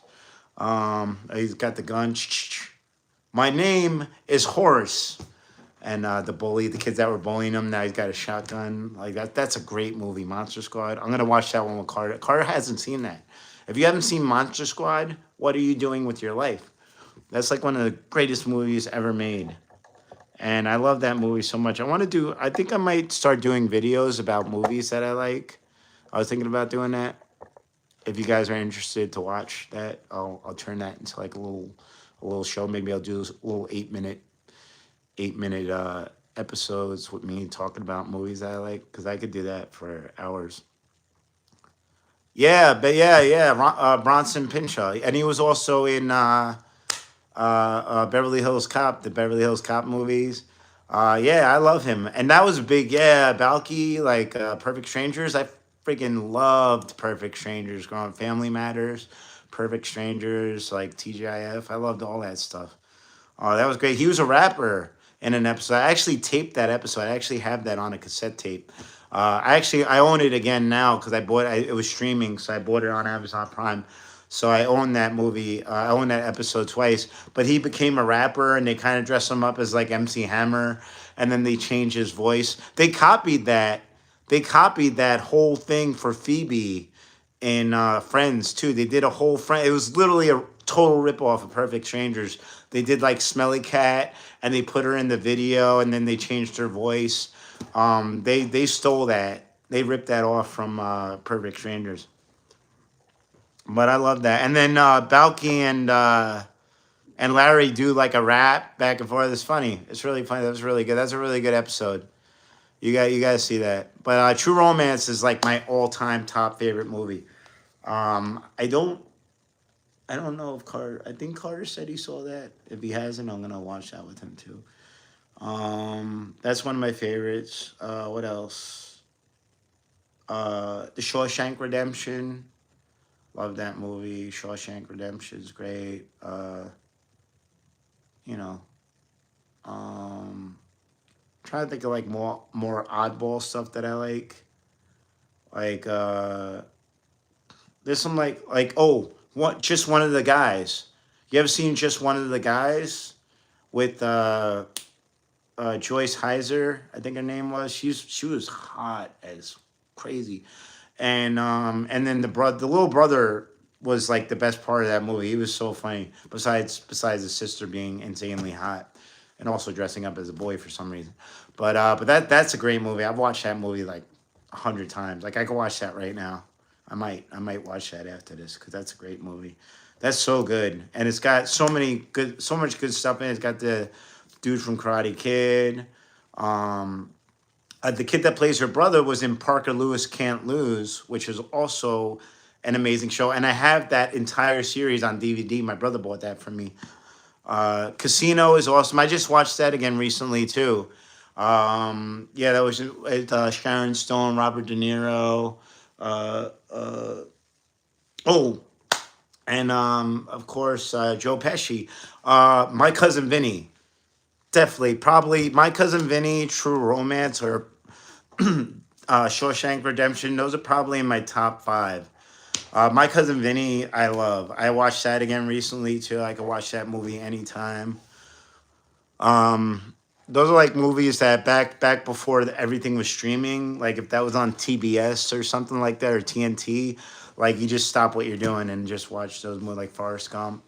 Well, I'm trying to think of some more oddball ones, especially like Back to the Future, top five. The whole I don't know. I'm gonna say like the trilogy is in my top five. Kill Bill. I just watched the Kill Bill, the whole bloody affair. I just watched that with Carter in the theater right down the block from me. That was so good. I would watch that again right now. I would go to the movie theater and watch that again. I can't believe it took them like 12 years to like release that. I didn't even know that existed 12 years ago, and I'm obsessed with that movie. I can't not watch that both movies. Like if I watch the first Kill Bill, I put the second one in right away. I got all the stuff I got on DVD. Um, I'll give you another oddball one that like if looks could kill. That's what Richard Grieco, who was in 21 Drum Street, the original television show with Johnny Depp, and he plays a teenager that ends up going on a field trip and gets mistaken for a like a spy, secret agent spy. It's really funny. I got that on DVD. I'll give you another oddball movie. This used to be on HBO all the time with Ray Liotta. What's the name of that movie? No Escape. No Escape. That's a really good movie. It's about this island that becomes a prison and it's set in the future. And they just put people that are kind of like basically death row. They just put them on an island together and they have really great movie. I got that on DVD. I think that's streaming. Look up No Escape with Ray Liotta. Great movie. Really great movie. And I think that was like an HBO movie. Surviving the Game with Ice-T. Yes. Yes, that's another one like that. I love that movie. I got that too. Great. I love that movie. So I watched that recently with Drexler. He loved that. Yeah, a lot of these I've watched recently. Fifth Element. Surviving the Game is dope. That's a very underrated movie, man. Like Ice-T deserves more credit. He's just amazing. Wait, here I got some more. I made a list of movies. Mr. Right. Mr. Right with Anna Kendrick and Sam Rockwell. I love both of them. Anna Kendrick more. But no, I love Sam Rockwell. I love Anna Kendrick. Oh my God. I love her. I think she's amazing. And Mr. Right and RZA from Wu-Tang Clan is in it too. You have to see that movie. That's like one of my favorites. It's a great date movie too if you got a chick. Watch that with her. True Romance and Mr. Right are like my top two date movies. Blood In, Blood Out. I'm not Blood In, Blood Out. That sounds familiar, but I don't think I've seen that. Oh, Dusk Till Dawn. Dusk Till Dawn. I could quote that whole movie. I watched that again like 2 days ago. Love that movie. A good friend of mine has the best experience watching that movie because he saw that movie in the theater with some girl, and he told me that he didn't see a preview for it. So if you watch the preview, you could see that I don't want to, if you never seen it, spoiler alert, hold your ears.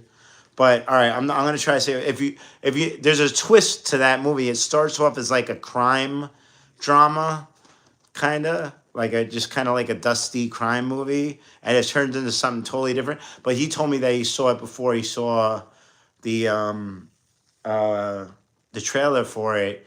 I was like, oh, I would love to go back and watch that without seeing the trailer. That would be so amazing.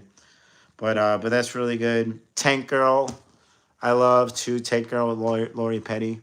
Bully, I haven't seen, but I heard of. RZA, yeah, RZA is cool. I just watched. Me and Drexler just watched the Man with the Iron Fist. That was pretty good. That was pretty good. It wasn't like it was. I thought it was really, really cool. Not the best movie I've ever seen or anything like that. I wouldn't put it on Kill Bill level, but it was cool. It was like a fun popcorn movie. I enjoyed it. I never got around to seeing that until literally like 2 nights ago. I just watched The Man with the Iron Fist. Um, but that came out like 12 years ago or something. But I just never got around seeing it. What else is good? The Chase with Charlie Sheen and Christy Swanson, really good. Blood In, Blood Out is great. I had a criminal, never got to see. I'm gonna check out Blood In, Blood Out. I'll check that out. Jackie Chan, Legend of the Drunken Master. That was good. That was good. I like any Jackie Chan stuff. I watch all those stuff. Rush Hour movies were really good too, but like his old school stuff was really good. Oh, Demolition Man. Demolition Man with Sandra Bullock and Sylvester Stallone, Wesley Snipes. That movie is so underrated. That was like a good superhero movie before they were even making good superhero movies. Because that came out in the '90s when every superhero movie, and that wasn't even really, that was like a made up movie too. It wasn't even from comic books. But that was like a comic book movie before comic book. That was an amazing movie. That's so good, so funny and action packed. And Wesley Snipes, Sylvester Stallone, Sandra Bullock, so freaking good. That movie is fucking awesome. Rob Schneider's in that. Um, Face in the Crowd. I have not seen Face in the Crowd, but I heard of it. Blues Brothers. Blues Brothers is one of my all time favorite movies. Dan Aykroyd and John Belushi. Stallone is talking about making a demo. I heard about that, but I don't. The only way I don't know. The only way they're gonna put Wesley Snipes back in it if they say they cloned him, maybe, because that would definitely be realistic. But he's old now, though, so I don't know if they unless they like do the de-aging thing. But I feel like that's gonna cost a crazy amount of money to do that. So I don't know about that. SLC Punk was really good. Yeah, what's his name? From Scream and shit. Was it that? Yeah, he's that's good. He's really funny in that too. Oh, Hackers. Hackers, I love Hackers. That's great movie. I've watched that movie a bunch of times. Um, what else? I don't know if you want to consider it a movie. But I heard they might do a live action version of it, which I hope that they do. But Gargoyles, Disney Gargoyles, I love that show. But like, I owned like when that first came out, I bought it was a tape, it was a videotape, and it came with a board game, and you could play a board game as the Gargoyles. I wish I still had that. I don't have it anymore. But it's like the first 5 episodes, but they're all together like a movie. But I consider that a movie. But Gargoyles was awesome. I would love a live action Gargoyles. Blade was Blade. Wesley Snipes. That like I'm telling you, you know what they really have to do, and you guys can tell me what you think of this. Agree, disagree. But I think in the new either Secret Wars or Doomsday, Wesley Snipes is supposed to be in it as Blade. They have to do some kind of like thing. Maybe I don't know if Deadpool's gonna be in it or not. He should be, but they have to do some kind of like fourth wall break where like everybody thanks him for the Marvel universe because it's literally that movie, like Blade, and it was an R-rated, like bloody vampire movie starring a black actor that was like kind of like a B character, and it literally brought Marvel back to life from the dead, like a vampire. What's up, Austin Hager? We're talking about movies now. I like this. I like talking about movies. Oh, thank you, Mike. I appreciate that. Lost Boys. I love. Yeah, Lost Boys. I love Lost Boys. One of my favorite movies. I got a lot of favorite movies.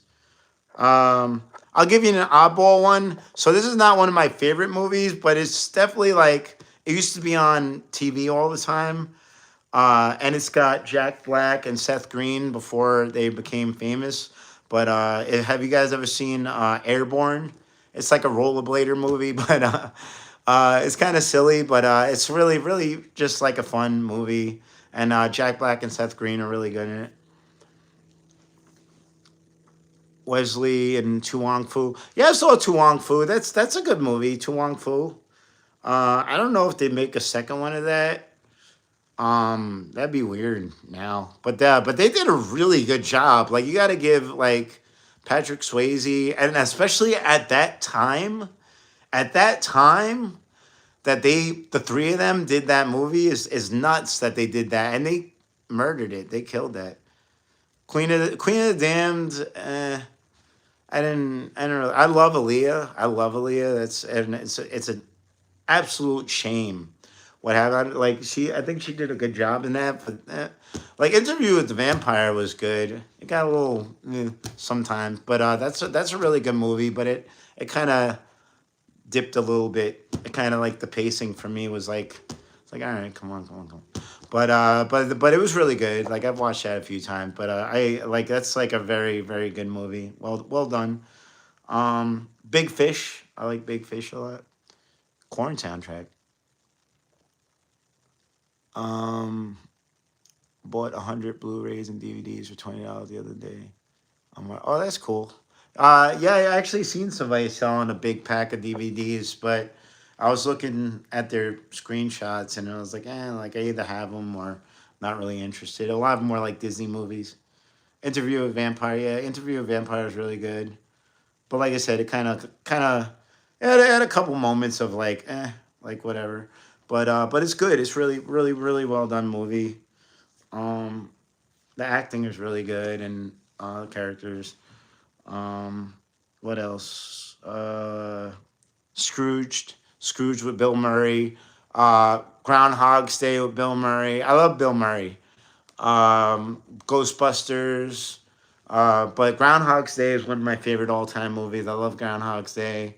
Also with Bill Murray, with Woody Harrelson, Bowling, Kingpin, awesome, amazing movie.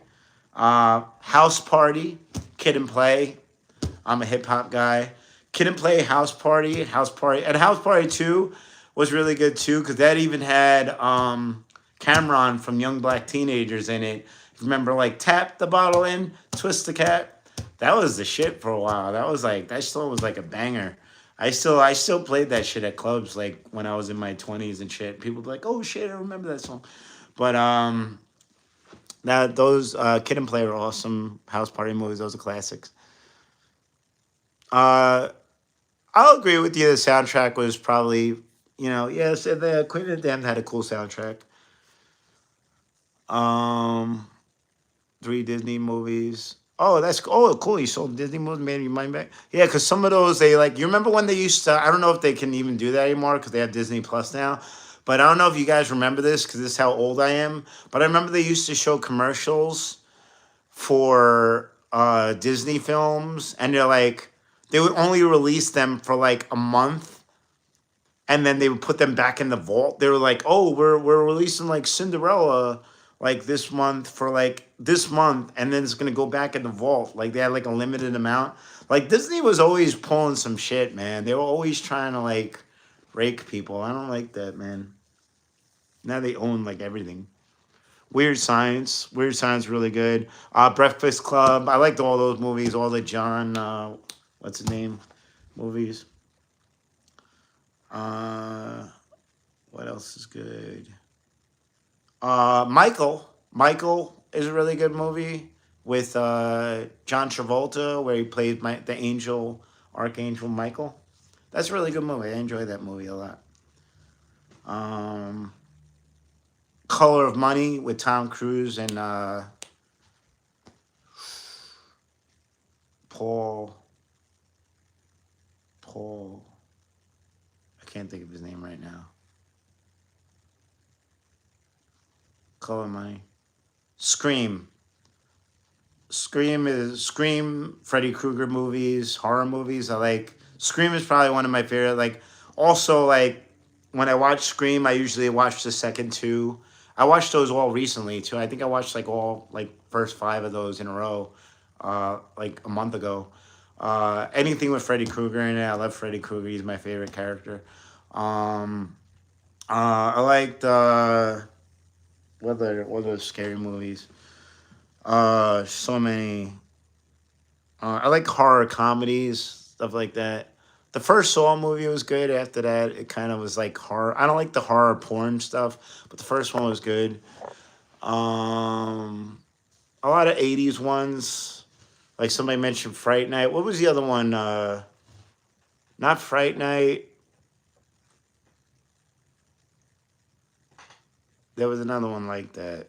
I can't think of it right now. Um,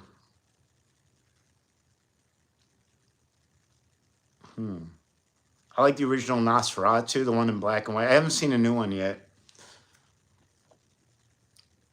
Paul Newman, that's it. Yeah, yeah, The Hustler. The Hustler's good too.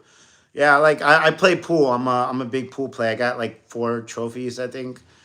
So I love those movies, and yeah, those are really like The Hustler and Color Money. Yeah, it's really good. Tucker and Dale versus Evil. Yo, I just watched that for the first time like a year and a half ago, I think, and I was dying laughing. That was the funniest shit ever. I was hysterical. That's so fucking funny. Um, Spaceballs, but that's not horror. But wait, horror. Um, Child's Play, the first one. Somebody said I think I sounded like Chucky or something earlier. I thought that was funny. What other horror movies? Why am I having trouble thinking of horror movies right now? Uh, Hellraiser was really freaky. Not one of my favorites, but that's really fucked up movie. I heard Spaceballs 2 is coming out. I'm interested to see what they do with that. All right, well, don't ruin it for me. I'm gonna watch Nosferatu. I'm gonna watch the new one. That's my favorite vampire because he just looked crazy. If you remember the show Are You Afraid of the Dark? That was on like Snick, like Nickelodeon. They had like a thing where one of the kids was watching Nosferatu movie and that, and I thought they did a really good job with the makeup on that. Um, Bring me to the head of Alfredo Garcia. No, I never saw that. Drag Me to Hell. That was good with Alison Lohman and Justin Long. That's good. That's a crazy movie. Evil Dead. What other good horror movies? I think House. I want to say House 4, but only because it was ridiculous. Because there was a scene in it where they get a pizza delivery and the pizza was haunted inside the box. It's really funny. Watch House 4. You'll see what I'm talking about. There's a pizza scene, or just look it up on YouTube or something. House 4. It's really really funny. It's scary but funny, or it's stupid funny. Michael Myers. Those are okay. I watched the new. I think I bought the new Halloween ones, or the I got. All right, I'm getting tired. The first Rob Zombie one, it was okay, but they kind of like went a little too typical. It's like, oh, the kid's like abusing animals, and now he's gonna become Michael Myers. It's like, all right, come on, whatever. But it was okay. I bought it, but I like Rob Zombie. But watch the fourth one, the fourth house, because it's ridiculous. Jeepers Creepers. I saw that in the theater with my ex, and my car got robbed during that, so that kind of pissed me off. I had a Jeep Wrangler, and somebody cut the whole back open of my car, and they took my CDs and they took my speaker. Um, yeah, so I got robbed during that movie, but I did like the movie. I think the guy that made that movie is like a friggin' pedophile or something, so fuck that guy. But trying to think of some other ones. There was some other ones that I liked a lot. Trying to think of weird ones. Uh, the Creep Show, Tales from the Crypt. Tales from the Crypt television show I loved. My brother bought me the first 6 seasons of that on DVD. I love that TV show. The Creep Show with like Dan Aykroyd. Well, you remember when he's like, "You want to see something scary?" And he goes like, he comes out, he's like freaking him out. That was really good. The one with the raft, Creep Show 2, one with the raft and the like goo is attacking them from that freaked me out when I was a kid. And the Thanks for the Ride Lady, the Hitchhiker, like that was really good. Um, what else? What else? The Jason movies, I didn't really. Friday the 13th, they were like okay. I like Friday the first Jason was okay. I thought it could have been better, but it was good. It's fun to see that stuff. Tales from the Hood. Tales from the Hood was very underrated. The soundtrack to that was dope too. I got the soundtrack. Tales from the Hood was actually really good. I feel like that was a very underrated. I didn't see the second one. I'm coming to catch the Tony. I don't know what that means.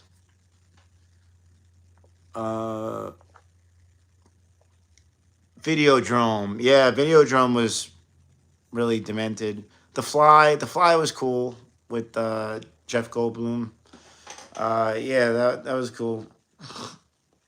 Yeah, part 2 didn't look interesting of Tales from the Hood. Videodrome was wild. Yeah, like the 80s. Oh, Reanimator. That movie's fucked up. That movie's so messed up. Reanimator. If you haven't seen that one, like, oh man, I didn't want to tell you what happened. I don't know if I could say the things that happened in that movie on my live feed. The Fly was okay. It was cool, but I kind of watched that when I was younger, so I just thought that was like, I just liked weird stuff like that. It's like, oh, he's going into a chamber and then he's gonna come out as a fly, whatever. I don't know. This stuff was kind of cool. Cube, I haven't seen, but I heard of. They got to do a sequel of Cube with Ice Cube in it. Cube 2. Ice, baby. No, even though Ice and Ice Cube. Starring Rob Van Winkle. Yeah, Reanimator. I don't know if I saw the other two. I saw just whichever one where he gets I think it's the first one. He gets decapitated and then he takes the head and he does what with it. That was wild. Well, you mean the Human Centipede? Step Brothers, not a horror movie, but really funny. I love Step Brothers. That's great. Human Centipede, I did not watch. I won't watch that. I was explaining that movie to my best friend, and his wife was upstairs while we were in the living room, and I was explaining that movie to him, and she came halfway down the stairs, and she was like, "Tony, that's effing disgusting." And I was like, I didn't write the movie. I was telling you about it. I didn't even see the movie. I just read about it. And I'm just reiterating it. But that's a messed up movie. Oh, thanks, C. Brian. I appreciate it. Yeah, definitely come back, man. Marley Me, I did not see. I don't know anything like I'm not really a fan of like I don't know, like sad rom-coms or whatever that is. Like I don't know.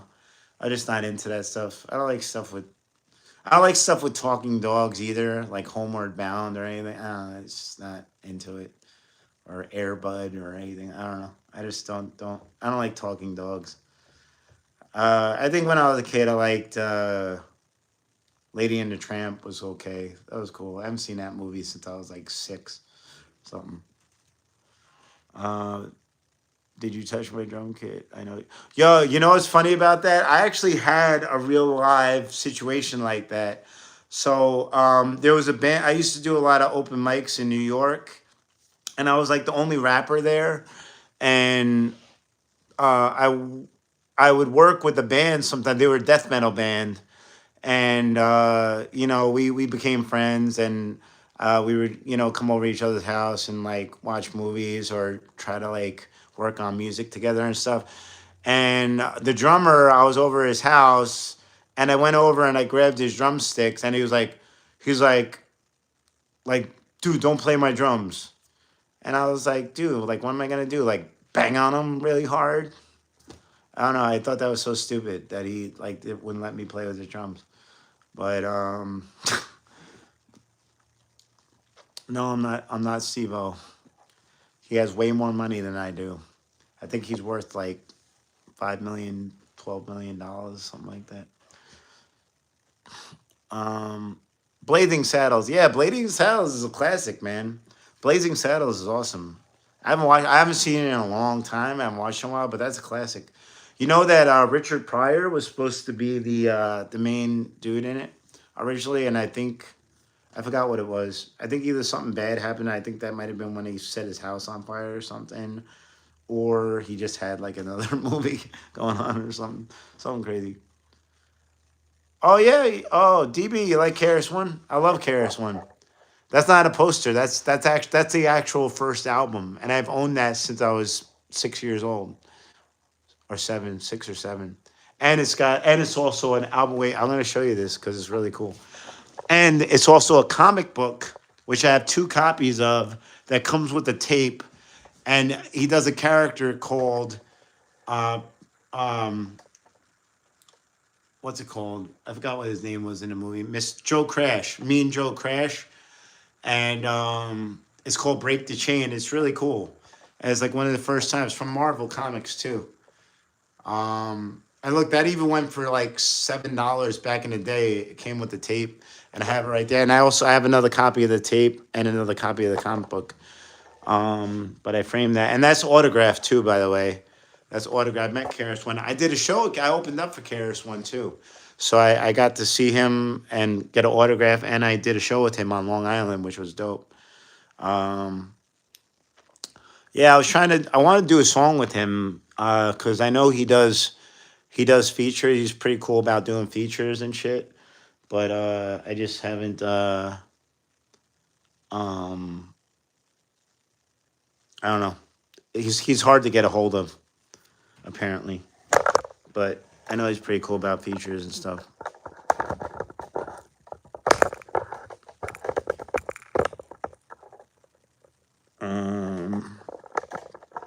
But yeah, I don't know. We were talking about movies, but KRS One was in a couple movies too. He was in this HBO Subway movies. He played like a hot dog vendor that takes advantage of people or something. It's pretty cool. Check that out if you haven't seen that. Look up Subway Stories KRS One, and you'll see he's not really much of an actor. Not I don't mean that as an insult or anything. He just hasn't been in a lot of movies. Who's the Man? Who's the Man was a good movie too with Ed Lover, Dr. Dre from Yo MTV Raps. That's my shit. Oh yeah, Captain America. Yeah, my buddy Antoine gave that to me. Most of the stuff that I own is like presents. Like I don't really buy things, so like people just buy me shit and then I put it on my walls. But yeah, I did that so nobody sees me walking around naked, because this goes out to my balcony. I never even walk on my balcony. I've literally only been on my balcony like 3 times. But yeah, he gave me that. It's cool. It's dark out. I'm gonna go check out my balcony. I got a cool look. Check out my light switch. Cool light switch, right? Hip hop. I'm obsessed with hip hop. I can't even get out of my door. I can't get out. I'm trapped. There we go. See, it's hard to even get out. Oh, this is my balcony.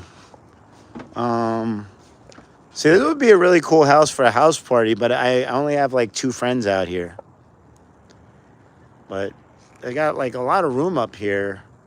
Out here, like if I threw a party in this house would be dope to throw parties in. That's one of the reasons why I liked it. But then I'm like, oh yeah, I'm not in New York anymore, and I don't know anybody. But if I had more friends, because I got my whole DJ set up down there. I'm gonna do some more videos of me DJing too. But the only thing is I don't get monetized for those, so I'm basically DJing for free, unless people cash at me. So I might, if you guys if you guys are down to throw some donations in, that would be cool. But I'm not gonna beg or anything or put pressure on you guys. I appreciate you watching and stuff. But I would like to DJ for everybody. But they just kind of give you there, and they block it sometimes too. They block it in certain territories if I DJ, so like some of it might be muted. Oh, thank you. Yeah, no, my place is nice. It's nice. It looks like a New York City apartment. That's what turned me on to the place. Uh, I don't think no, Karis one wasn't in Crush Groove. That was Run DMC, Beastie Boys, Rick Rubin. I own Crush Groove. Crush Groove is one of my favorite movies, and Tougher Than Leather. I love Run DMC. I'll show you my house. Hey, look, check it out. See, look, I got kind of like a balcony here too. It's dark though. Yeah, there's my DJ setup. See that? And I got all my cool stuff. Like I got my big Hulkbuster arm coming out of the wall. I got all my heads. My DJ setup. And my friend's sister gave these to me. I used this to put makeup to practice my makeup stuff on. But she was she worked at a hair salon. And those are mannequin heads. I had three of them, but one of my friends, another drummer, he was in a punk rock band, and he did the Warped Tour, and he asked me if he could have one so he could throw it at the crowd. So I gave it to him, and then he probably threw it at the crowd because I didn't make it out to see him. My place is a little bit messy right now, but I got like my workout stuff here. That's Deadpool. That's my Deadpool costume. And I do my workouts. I got some tiki stuff, and here's a Ninja Turtle costume. And that's gonna. I had this out because I was Ninja Turtle. I did 3 new episodes of my Make a Splash show. So if you guys subscribe to me, please check out my Make a Splash show.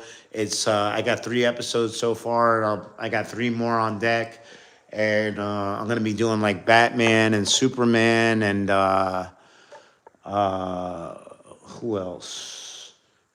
I think we're gonna have a girl do Catwoman and stuff, so it's gonna be cool. But yeah, I got all these mirrors here, so it's cool. I like mirrors, and if you got I love Kevin Smith movies too. By the way, we were talking about movies: Clerks, Mallrats, Chasing Amy. This is from Mallrats, and then I got the Mallrats blueprints skateboard that I got when I DJ'd at Tattoo Festival in New York. And these are some awards that I got. That's a DJ award for Blaze and Mike. That's my crew. And I got a Lifetime Achievement Award for, being an entertainer and DJing and stuff like that. And I got Baby Deadpool and Deadpool dog.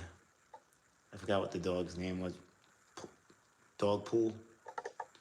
And sometimes I wore this leather strip. I bought this whole setup, and then I wore that as Deadpool on the strip. And as it was actually a really bad day, and I looked really awesome. I got a lot of really good. I had a lot of really good pictures and videos from that, but I didn't make any money that day.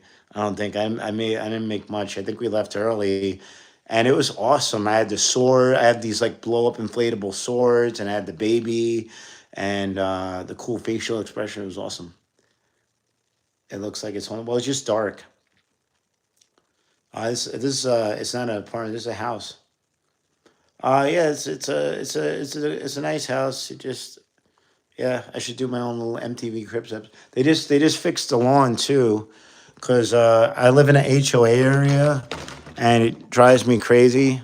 So I complained a lot, and I have to paint the lawn here, and I sent so my neighbors. I would mow my neighbor's lawn for them sometimes, because you know, I'm a nice guy, and we don't have big lawns, so if I'm gonna mow mine, I might as well mow his too, because he only had like a little strip, and he was cool about it, and it's dark, and what's it called?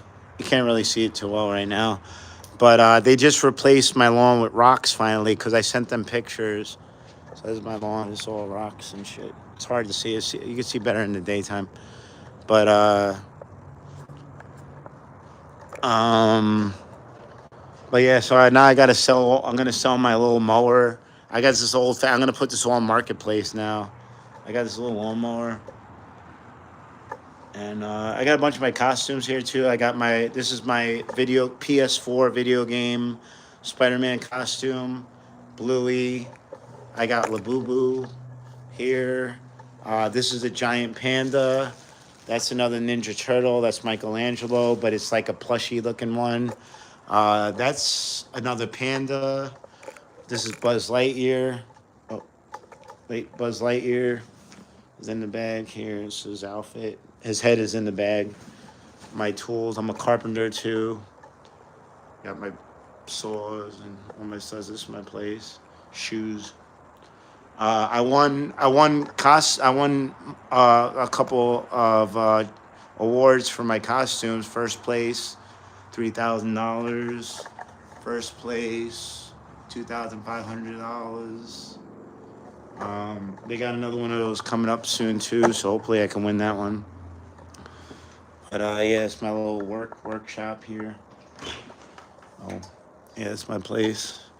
But it's cool because now I don't have to worry about the lawn anymore. So it's one less thing for me to do, which is awesome. And hopefully I can get a couple bucks for my lawn gardening stuff. Yeah, I got an Iron Man costume too. Yeah, I got a bunch. It's my job. I got a bunch. I got 3 different Spider-Man costumes. I got Spider-Punk costume, which I made.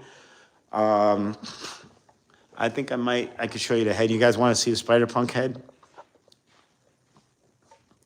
And I made this. Well, I made it. Like I put it together from multiple. I made parts of it myself, and then I put it together. Like, you know, I made like 75% of it. But look, check this out. This is dope. So this is part.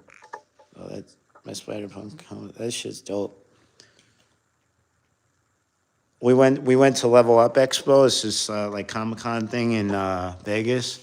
And I had Dragster, my buddy, dress up as I got Venom here. And I had Dragster dress up as Spider-Punk. And we got like people were like knocking us over to take photos with us. It was crazy. Like I did Joker, and people were going insane over Spider-Punk. It was really awesome. Might have to bring that out again. Yeah, actually, that might be a good idea. Maybe I'll have him do Spider-Punk tomorrow if everybody's gonna work. Oh, thank you. Yeah, like I take a lot of pride in myself, and this stuff costs tons of money. All that stuff that I just showed you guys, like I'm talking like thousands and thousands and thousands of dollars. Like, wait, hold on, I didn't even show you the Hulkbuster. And see, and if you go on my page, you can actually see all this stuff on my channel. You know, go to Cosplay Craziness. That's another. I think look, that's a Hulkbuster. This costume is $5,600. $5,600 for this Hulkbuster, and this is the second one that I got too. I didn't have to buy a second one, but it's a long story. Not happy. It's my skateboard, new skateboard. I tried to start skating again, and I just didn't get around to. I used to skate when I was younger, but I miss it. And they have a really awesome skate park by me. I never had a skate park when I was a kid because it wasn't as popular. But yeah, my costumes are probably like $40,000, $50,000, maybe more. A lot of stuff, a lot of costumes. And yeah. So I might end up turning this into a cooking show. I don't know if I have anything to cook. Eh, I guess doesn't mean I'm getting hungry. There's a ghost. Nah, this place ain't haunted. It's not cool enough to be haunted. It's my. It's haunted by Hawaiian bread. I like Hawaiian bread. Tastes good. Yeah, I got my DJ stuff over here, guys. Here, look, check it out. So I'll give you a close up. Here's my deck. Got laptop. There's my card sticker. But yeah, so I got some cool stuff. And that's what I mean. So that's why I get upset when people don't tip me good, or I don't get mad at anybody. Like I'm fine. Just like it's weird for me to come out like with like $12,000 worth of equipment in cost. So I got a $5,000 camera set up with a gimbal and stuff, and I come out with all this equipment, and then people like want to give me like $1. They're like, "Oh, here's $1 for you and 4 guys wearing like $12,000 worth of costumes." Got any cool ghost stories? Apparently, I actually have a lot of cool ghost stories because that was my thing. When I was a kid, we used to have this woods by the house. We used to do kind of like, if you ever seen, I mentioned it earlier, Are You Afraid of the Dark? I literally used to do that when I was a kid, and we used to tell stories. And I got scary stories to tell in the dark, which I did live. If you like that kind of stuff, I'm actually telling some of those stories. If you look up scary stories to tell in the dark, switch a.k.a. Tony, and you'll actually see that. But I might have the book around somewhere. I don't remember what I did with the book because I was reading from it recently. But I got a lot of good ghost stories, but I don't know if I'm going to do that right now. I kind of want to find the book now that you said that, because maybe I'll do another one of those because I was reading them to Dragster. I was scaring the crap out of them. It was really funny. But yeah, see, it should be here somewhere. Yeah, it's probably in there. I like Mad Libs a lot. So you guys play Mad Libs? Oh yeah, it's right here. Look at that. I'm actually getting neater.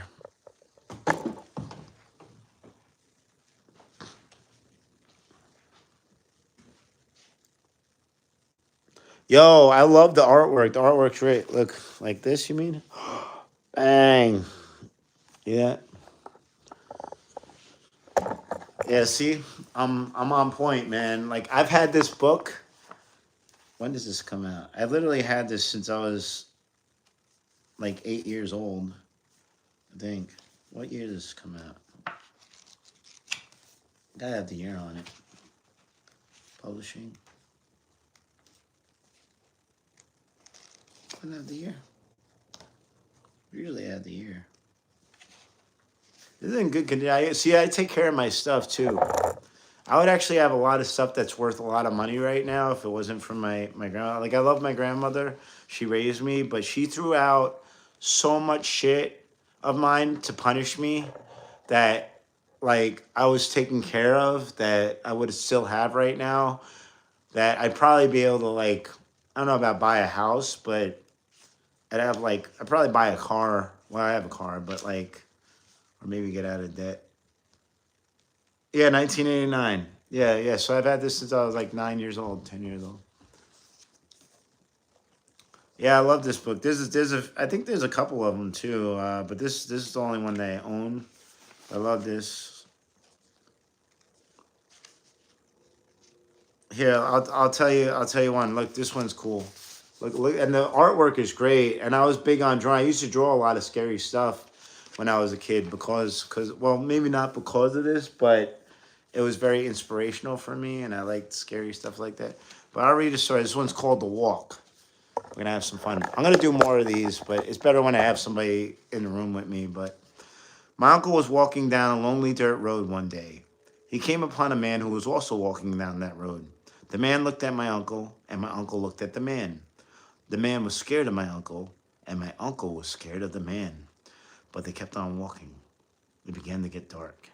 The man looked at my uncle, and my uncle looked at the man.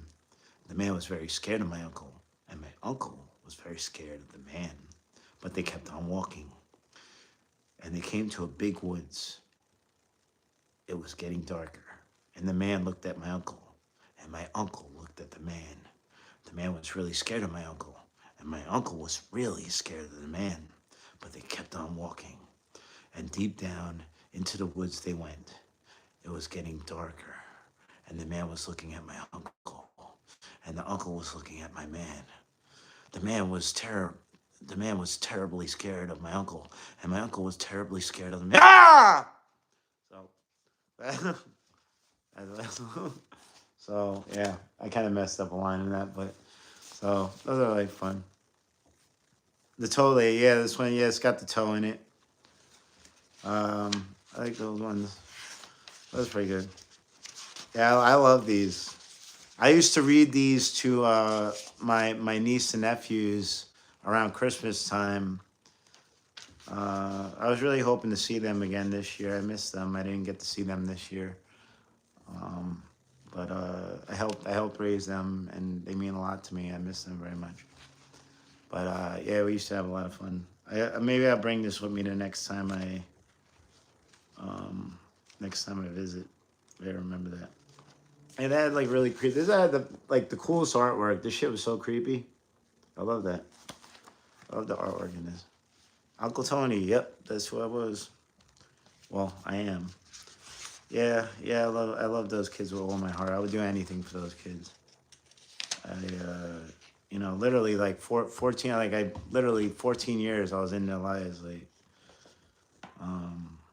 I still talk to Tara. She comes on my live every once in a while. She hasn't popped on in a while, but she's getting older now. She's like a teenager, and she has friends and stuff. So she doesn't, that happens.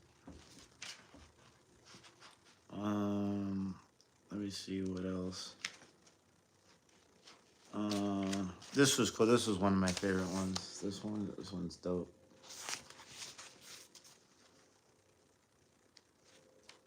Try to see if there's like shorter ones. Like maybe I'll do another one. I could do the Hirsch song. It's not really a scary story, but it's a song. I like songs. Don't you ever laugh when the hearse goes by, for you may be the next to die. They wrap you up in a big white sheet, from your head down to your feet. They put you in a big black box and cover you up with dirt and rocks. All goes well for about a week, then your coffin begins to have a leak. The worms crawl in and the worms crawl out. The worms play pinochle with your snout. They eat your eyes and they eat your nose. They eat the jelly between your toes. A big green worm with rolling eyes crawls in your stomach and out your eyes. Your stomach turns into slimy green, and pus pours out like whipping cream. You spread it on a slice of bread, and that's what you eat when you're dead. Fun stuff. I love all this stuff. Yeah.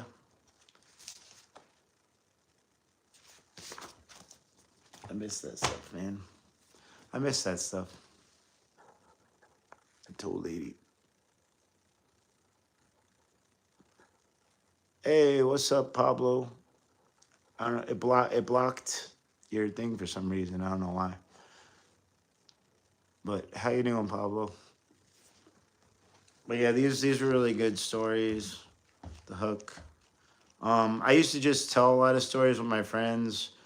My friend told me the babysitter story. The Did You Check the Children? I don't know if you ever heard that one. But that scared the crap out of me when I was a kid. Like I slept upstairs too. And I didn't sleep in my room for like 2 months after he told me that story. He was a really good friend of mine. I miss him, Matt Webke. I don't know what happened to him. He went into the army for a little while, but I don't know.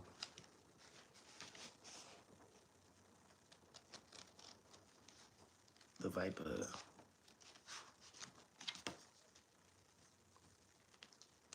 But I don't know. Well, I think I'm gonna go for now. But I really appreciate everybody sticking by me, and hopefully you guys subscribe. And I got so much stuff on my channel to watch, so go check out all my playlists because it's nice and organized. And I got stuff like I said, DJing, rapping, artwork, acting, makeup, all kinds of good stuff. So please subscribe, like, comment, share my stuff with the world.